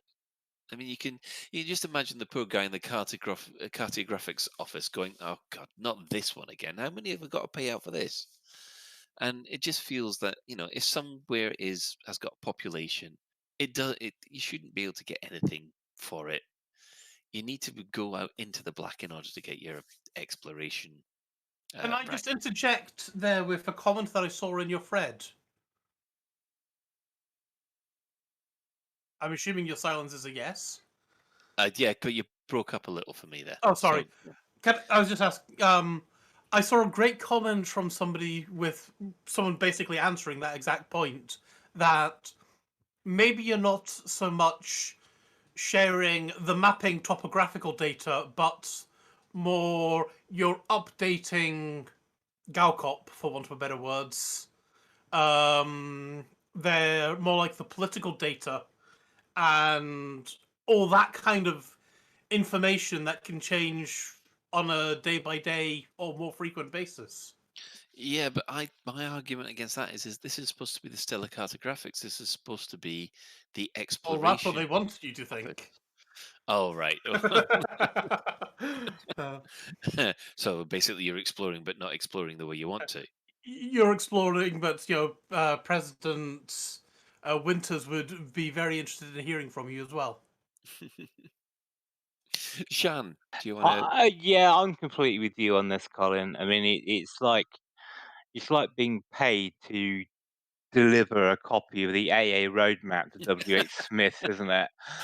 Still get paid thousands. Yeah, yeah, and the same with the trading. Trading money should be trading, not mining. The whole ranking system needs a revamp to make titles more meaningful and cover the activities that they're for. Apart from elite has to be the top combat rank. It absolutely has to be. Sorry, I'm just getting on that soapbox again. But in terms of exploration data, Yeah, I'm completely with you. I mean, I just don't get it. The road to riches to get exploration elite. I mean, I did a bit of it just to see what it was like, and it was so tedious. Oh look, oh yes, I go to I go to that planet there. Oh, it's an Earth-like, ka-ching. Oh, it's a water world, ka-ching. Oh, ammonia world, next system, ka-ching. It didn't feel like exploration. It just, Yeah. it just didn't. And yeah, so I'm completely with you on this. I'll tell you one thing that didn't go down well, though, in all of my suggestions. I put in a suggestion that, and I did preface this, but they would never do this. I did suggest that if you lose your ship, you lose all your engineering modules on that ship, and you have to restart. Yep, I agree with that. What? Fuck off. No, because if you think about it, right, you're not going into Dixon's or Curry's and Nope. other stores are available and buying Okay, the Shan. latest. Okay, if Shan, we do that, stop. then they need to be so cheap. It needs to be so cheap to reimburse yourself that. No, why? Why should you? I mean, I actually Insurance for a reason.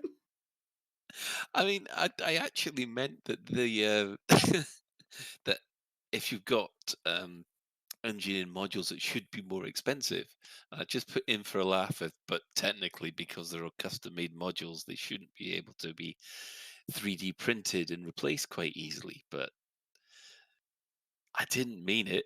But boy, did people go for it. Shan?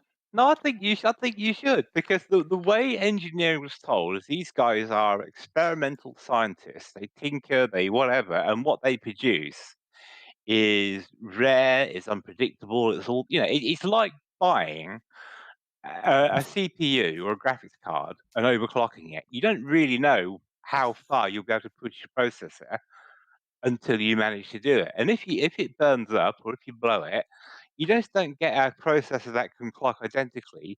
You get another processor, and then you have to overclock it. And you might not get the same as what you had, or you might get better. That's what engineers are. So, yeah, okay, yeah. I love it. Little Bigian goes, no, you can bugger off and you can keep on buggering off. Like I said, it didn't go down too well, that one suggestion. I hate to say this, but whilst I'm in Psychit's bugger off and keep on well, fuck off, as Psychit actually said. You don't know what you mean, I don't swear. Of course you don't. But if it had been like this from the very beginning, I would have appreciated this is my engineered beam laser. There are many like it, but this one is mine, and it is unique. Now they are all printed off at a factory. We can get them when we're at Sagittarius A. There is nothing special about our engineered modules. Well, once the engineers worked it out. Especially since you can now engineer from a distance without even needing to be an engineer. Yeah. I would almost like them to be, okay, fine. Here is your beam laser.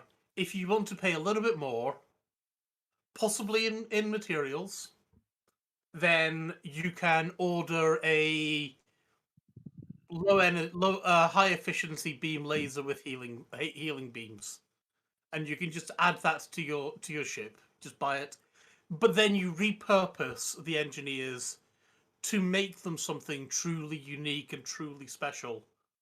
And if it's gone, it's gone. That would just open up the absolute can of worms, because that everybody complained about losing their crewmen. Yeah. Once people had elite rated crewmen that they lost and they couldn't come back, and it hurts. And it does hurt, but then our ship. But our ship is being rebuilt from atoms. And this is something that is meant to be unique. How the hell are you printing it off at the factory? Especially since the insurance if the insurance company can reproduce exactly what I lost when my ship was destroyed, why do I need an engineer? Why can't I just say, hey, why can't I say, hey, Mr. Insurance Man, I'm sure for an extra premium you can make me a double beam laser like that one. But as I said at the start of my discussion, Miggle's cutter is just humping the ground at the moment. Take all our currently engineered things, make them available to buy from Aldi, get them down the middle aisle or something like that, and then make Todd the Blaster McQueen give me something special. Which obviously means even more power creep, obviously. I thought you do get something special because if you visit the engineers, that's the only place that you can get the special modifications, such as the enhanced bullets or the. Yes, but then when you get blown up, you can go off and buy it again. You can reclaim it when you're at Sagittarius A-Star. I think we should stay away from insurance. It's probably hurting Sai. It Talk hurts. about this time. It hurts. It's a really bad topic for me at the moment. I've got a flinch. Right. Well, the last thing I was going to say is, and this means for everybody who you'll be able to catch up with this on the forums. We'll put a link in the show notes. Please, I'm begging you, Frontier, put in a looking for wing or looking for team option, especially because there isn't one, and I feel that we need pickup groups. Elite Dangerous is probably at its best when you're in a group or a wing, and I think that people are missing out on that. So I think that's Shan. Yeah, I was about to add one more thing to your list. It's kind of combined the NPC crew and stuff like that. And also it's a comment Suverine made during the week. I feel there should be more penalty for destruction. I think it's too easy to suicide places for minimal cost. It's like, I wasn't in favour of losing the NPC crew when you got blown up, strangely enough, because I felt that was didn't really make sense as a mechanic. But you just want to be a decent price of failure. To be fair, the only significant price of failure in the game is if you get destroyed after a multi-month exploration thing and not handing in. That's the main price of failure in the game.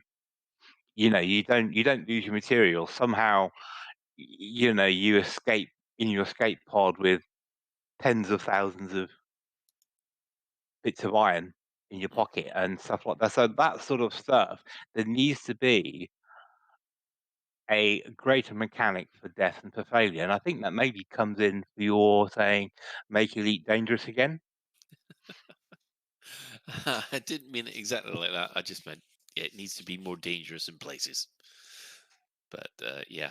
Well, I think we'll round this out now, unless anybody wants to make any final points. I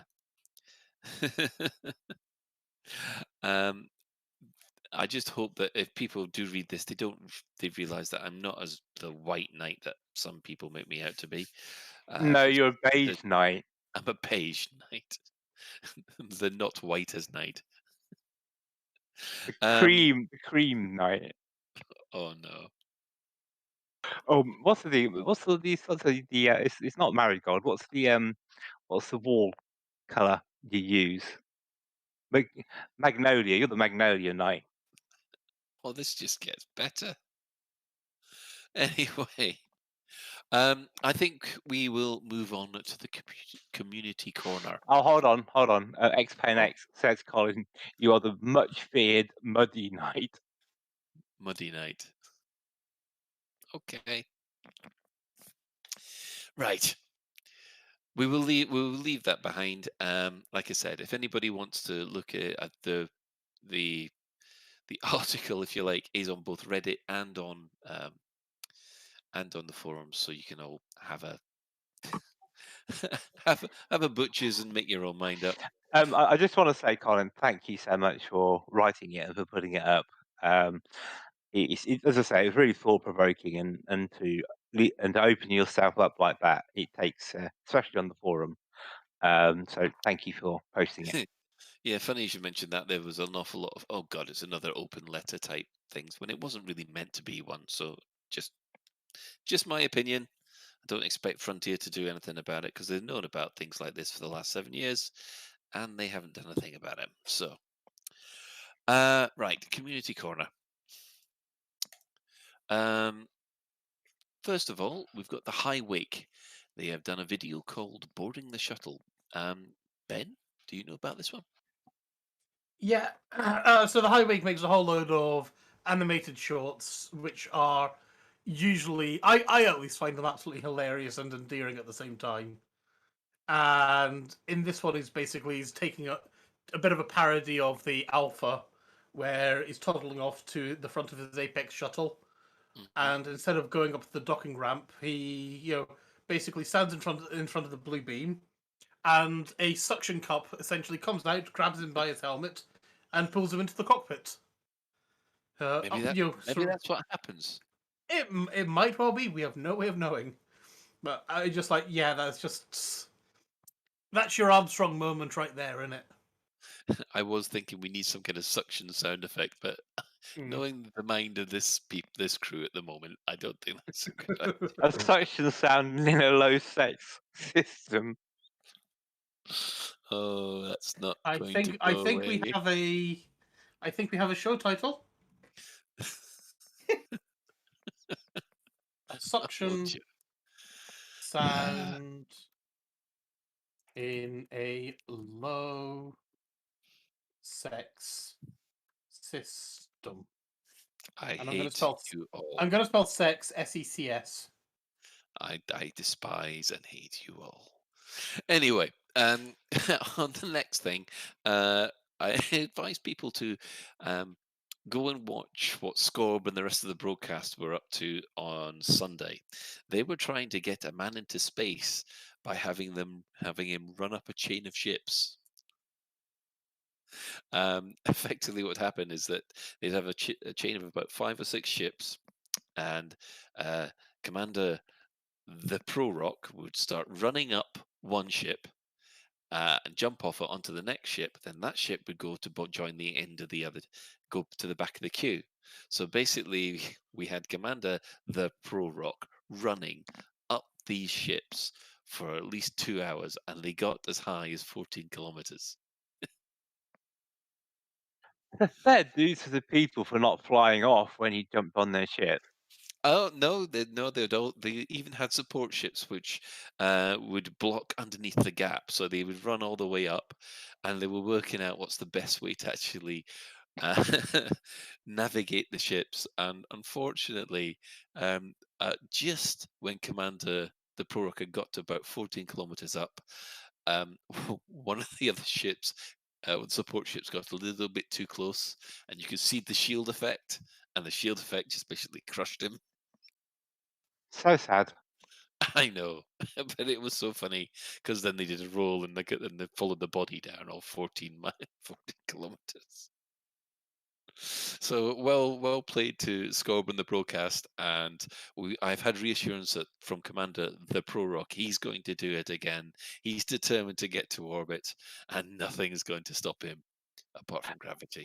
We've just been raided by the pilot. So thank you very much for your raiding party, pilot. Hello, pilot. Very nice of him to drop by. Anywho, yes. The other thing to mention, and this was mentioned on the live stream this week, with Zach and Sally. The Deep Space Network is now proud to present its new expedition, the Atramis Biological Survey This expedition will start from Vale West Nebula and cross the neighborhood regions in the inner Orion Spur, passing through a series of waypoints of particular interest of biological and geological research. The purpose of this expedition is to survey the stellar systems along the way in search of new biological entities and exceptional geological formations. The DSN fleet carrier, DSN Phileas Fogg, will be present throughout the expedition for support. Now, the departure date is the 4th of June, 3307. It will return on the 11th of July, 3307, and the total length is approximately 50,807 light years. So, approximately. Approximately.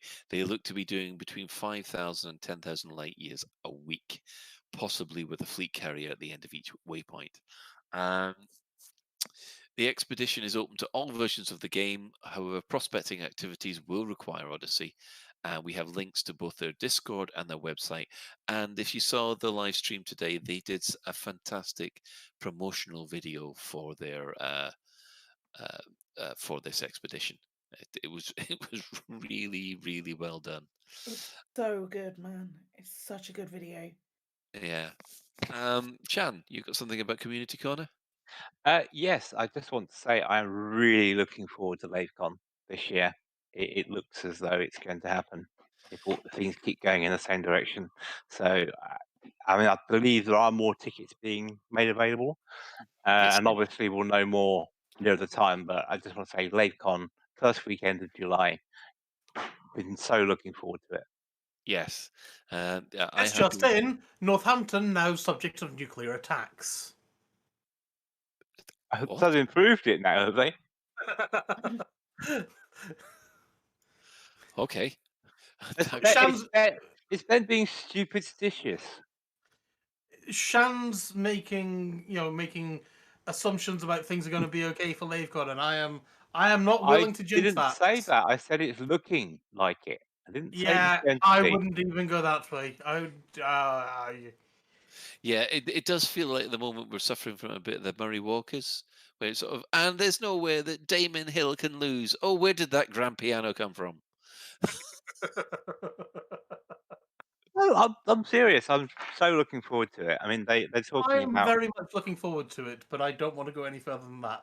Yes. No, I'm going out. I'm saying it'll happen. It'll happen. He's going all in. He is going all in. He's going full optimistic all in. This is not right for Shan. I'm worried. Yeah, but just think of all the fun and entertainment I can have with you lot at LaveCon. You mean at our expense? No. Okay. You heard that smile on his face too, didn't you? You did, didn't you? It's the only person he's like the Cheshire Cat. You can hear the smile, can't you? Right. Anyway, we shall move on now. Does anybody have any other business they'd like to bring up before I move on to the shout outs and the question? Nope. Okay. Right.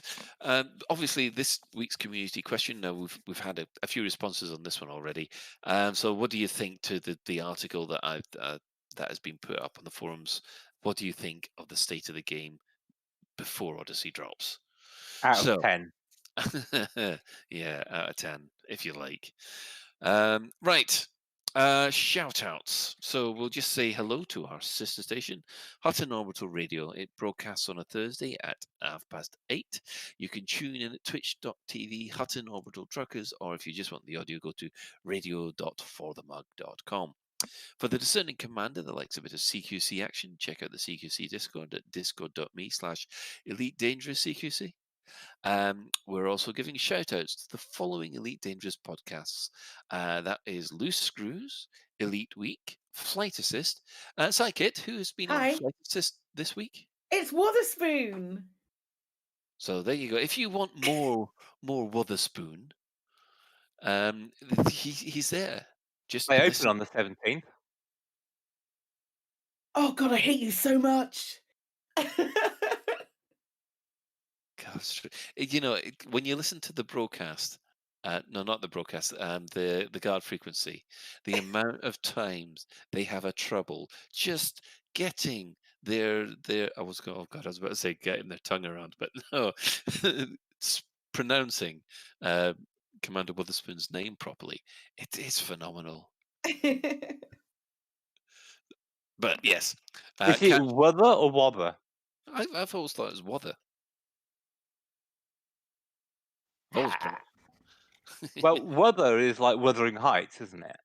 Witherspoon. It's Wotherspoon. Oh, don't tell me we're going to be as bad now. It's Pete. And Wetherspoon is a pub. So don't get them mixed up, or you might go for a drink at Wotherspoons. Yeah, Wetherspoons is a pub. Werther's is some toffees. And I guess a spoonful of Werther's would be what you would have if you were poorly or something like that. I don't know. Well, because it helps the medicine go down. Maybe. Right. Spoonful of Wothers helps the medicine go down. Sorry. Yes, you should be. Right. So yes, tune in to Psychit and Mouth of the Wind at Flight Assist if you want some more Witherspoon. For the Spanish speakers, there is the Elite Cast. There's also the Canon podcast, the Fatherhood podcast, Squeaking Fuel, System Chat, the Guard Frequency, aforementioned, and Allograb AM. For those of you who'd like a literary discussion about science fiction and fantasy books, please subscribe to the Data Slate podcast as provided by Station Commander Alan Stroud. Now, following on from this, we have the latest Galnet News Digest as provided by the aforementioned Commander Witherspoon and Commander Beetlejude. And we'd just like to thank everybody who has chipped in on the Twitch chat and on the YouTube chat. And anybody has... Apart from Miggles, has anybody else buzzed you, Ben? No, it's been Miggles, and I think we've managed to kill each other by taking off while one of us was on the other's hull. So basically, how come your commander... Does your commander just die when you're... Looks like, yeah. All right. Yeah, you just... You can't absorb that initial... Then again, I suspect if you were to be, just standing on the top of, like, a Falcon Space or something shuttle. like that... Yeah. Then you might not be so good either. No. Actually, now have you seen the film on Netflix called The Stowaway? Not yet. I heard it's quite good.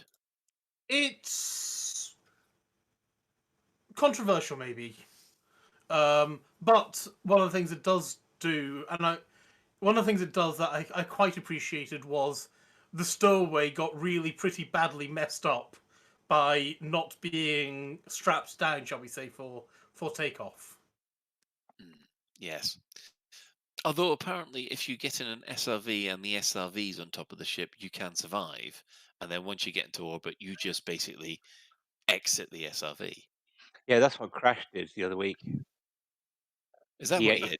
Yeah, well, yes, you got an SRV on top of the ship, and then he exited the SRV when he was several kilometers up, and he then free-falled several kilometers down and then activated his jetpack when he was about to hit the ground, and then landed rather gracefully intact. Well, we made a comment last week, don't you remember? We said it was about the elevator, it was like jumping up in the elevator.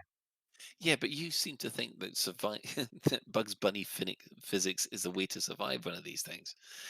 Anyway, it worked for Indiana Jones and his fridge. Yeah, well, yeah, but we don't talk about that film. Never happened. Remember? I tell you what, I enjoyed The Last Jedi more than that film. It's what was Shan's controversial time we're running on again? Right. We'd also like to send a special thanks to Commander Tokuso, who's created the music for the introduction of the show.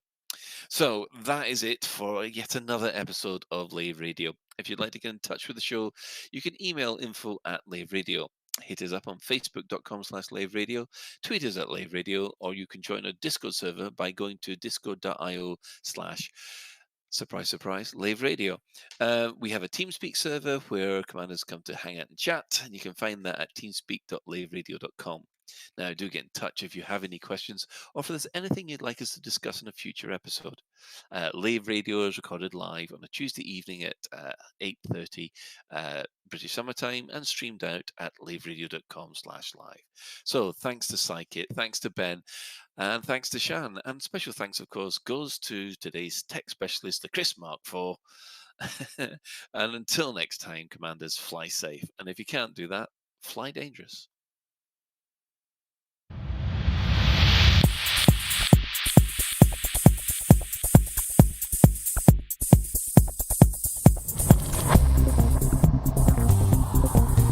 Is your life like this? Sounds like someone having an orange inserted.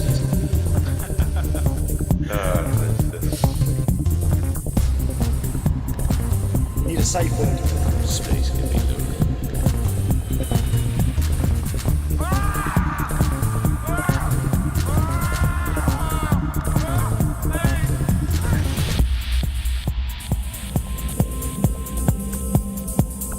I'm gonna see the galaxy.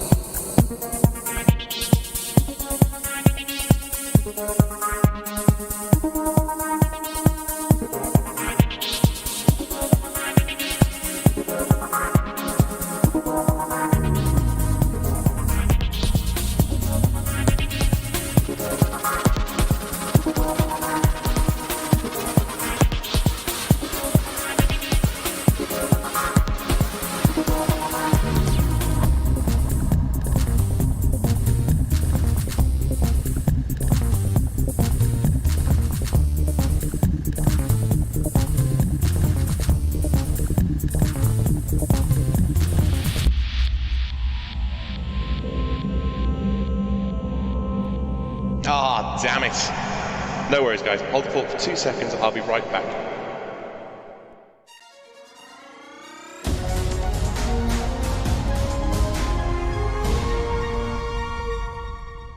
Galnet News Digest, May the 4th, 3307.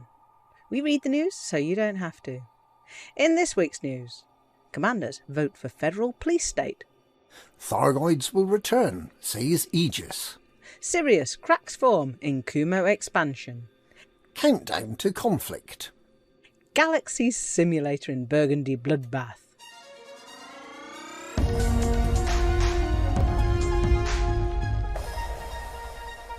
With twice as many contributors and more than 6 times as many contributions, President Hudson's campaign to monitor even more of the private communications of federal citizens and corporations has caught the imagination and earned the backing of commanders far more effectively than Shadow President Winter's parallel campaign for a new hope and increased protection against state surveillance.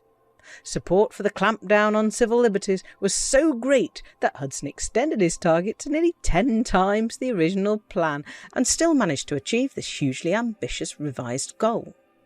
This outcome means that Hudson and Vice President Archer will have almost completely free range to intercept messages and filter out content of interest to the Federal Intelligence Agency. The stated intention is to give federal citizens security from potential terrorist attacks. But the cost in terms of speculative arrests has already been high, with thousands, including a number of university students studying politics, detained under the provisions of the Domestic Counter-Terrorism Act. The impact for Shadow President Winters is likely to be significant, with dramatically lower stability in the systems she controls, while President Hudson expects an increase in federal security, particularly in the systems he controls. Whether this increased level of security will actually prevent further attacks on starports, and whether the concomitant reduction in civil liberties will be a price worth paying, remains to be seen. The Pilots Federation has remained silent on whether the engineered kill warrant scanner on offer to those who have assisted President Hudson in his data-gathering effort might be considered a bribe. However, they have confirmed that the engineered ECM that Shadow President Winters offered as a reward for commanders who helped her is considered to be of too little value to have had any influence on the outcome. However, the credit earnings are a different matter. The rewards handed out to contributors to this federal political infighting about appropriate security levels, quite apart from the engineered modules, is considered by some commentators to be excessive.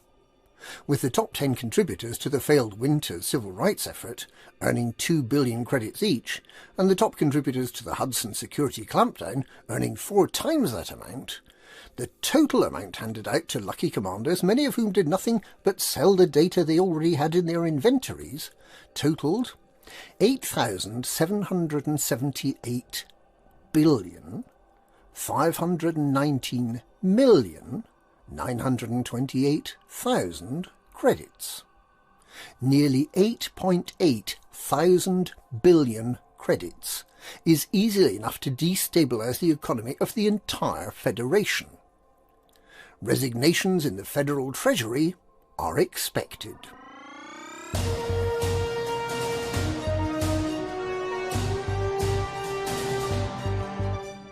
Aegis Research has started work analysing the vast heap of Guardian technology that's occupying much of the Alexandria megaship in Delphi. Following funding cuts over the past 2 years, the Tri-Superpower Agency is a shadow of its former glory and urgently needs renewed funding. It's a chicken-and-egg situation. Without funding, it can't do research, and without new discoveries, it may be hard to justify being funded. The recent appeal for Guardian technology to research may help to untie this Gordian knot. Professor Albertezro warns against complacency. Thargoids are still present in small numbers in the Coalsack and California nebulas, and unlike the superpowers, who seem to have almost forgotten about what they see as only a phantom menace, Aegis remains convinced that the current reduction in Thargoid activity will come to an end, quite possibly sooner than we think. And when that Thargoid force awakens, humanity had better be ready, ideally with new Guardian-inspired weapons that make it easy to solo a basilisk.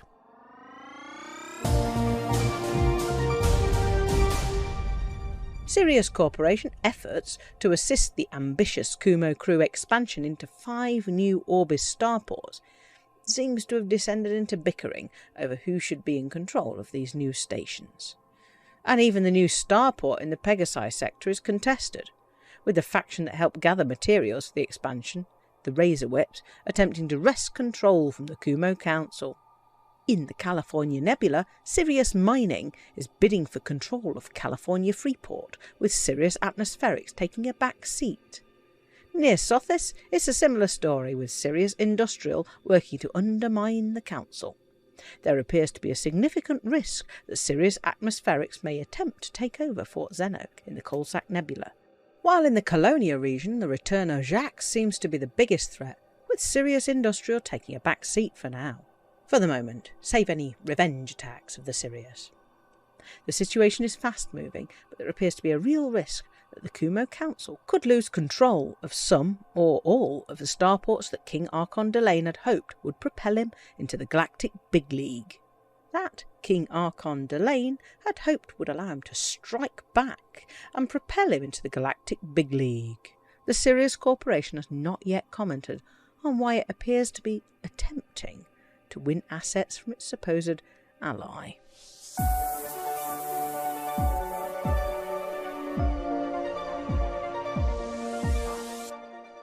Pressure is growing on the affiliated counter-terrorism unit to declare for or against Hadrian Duval. Accused by the captured terrorist collaborator, the Landgrave of Madrid, of masterminding the NMLA attacks, the Imperator and his Nova Imperium faction face potential attack from both Imperial and Federal forces, eager for retribution for the starport attacks and, in the case of the Empire, for the targeted assassinations of a number of prominent members of the Duval dynasty. Someone high up in the Imperial hierarchy helped to spring NMLA operative Theta 7 from the Serene Harbour detention facility in January. Whether Imperator Hadrian Duval is the rogue one remains undetermined. He strenuously denies the allegations, but without clarification from ACT, it seems likely that the Imperial and Federal forces' patience will run out, and that there will be a war in the Parisa system before the week is out.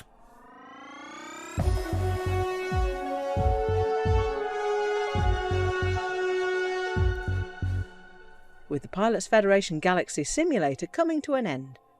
And with only 2 weeks before Odyssey walking around on planets permits are available to commanders with both the PC flight control system and the credits to buy the permit, commanders have been refining their techniques for blowing up ships, SRVs and commanders in the simulator.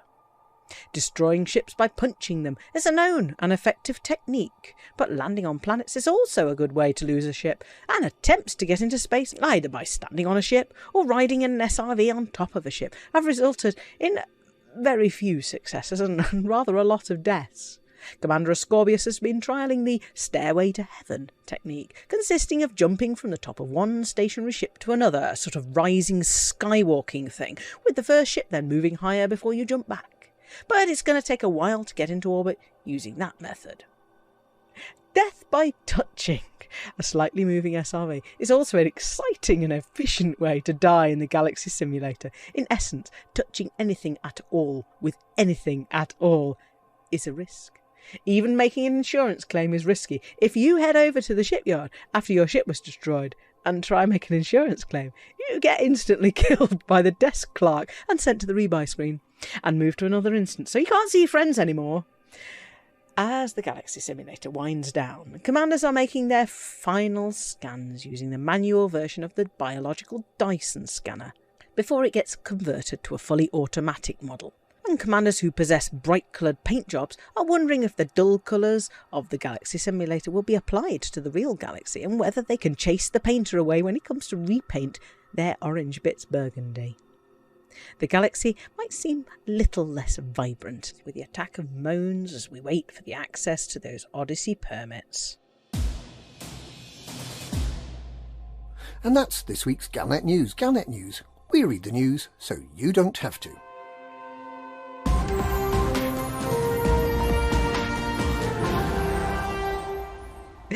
California Freeport, it's in the Milky Way.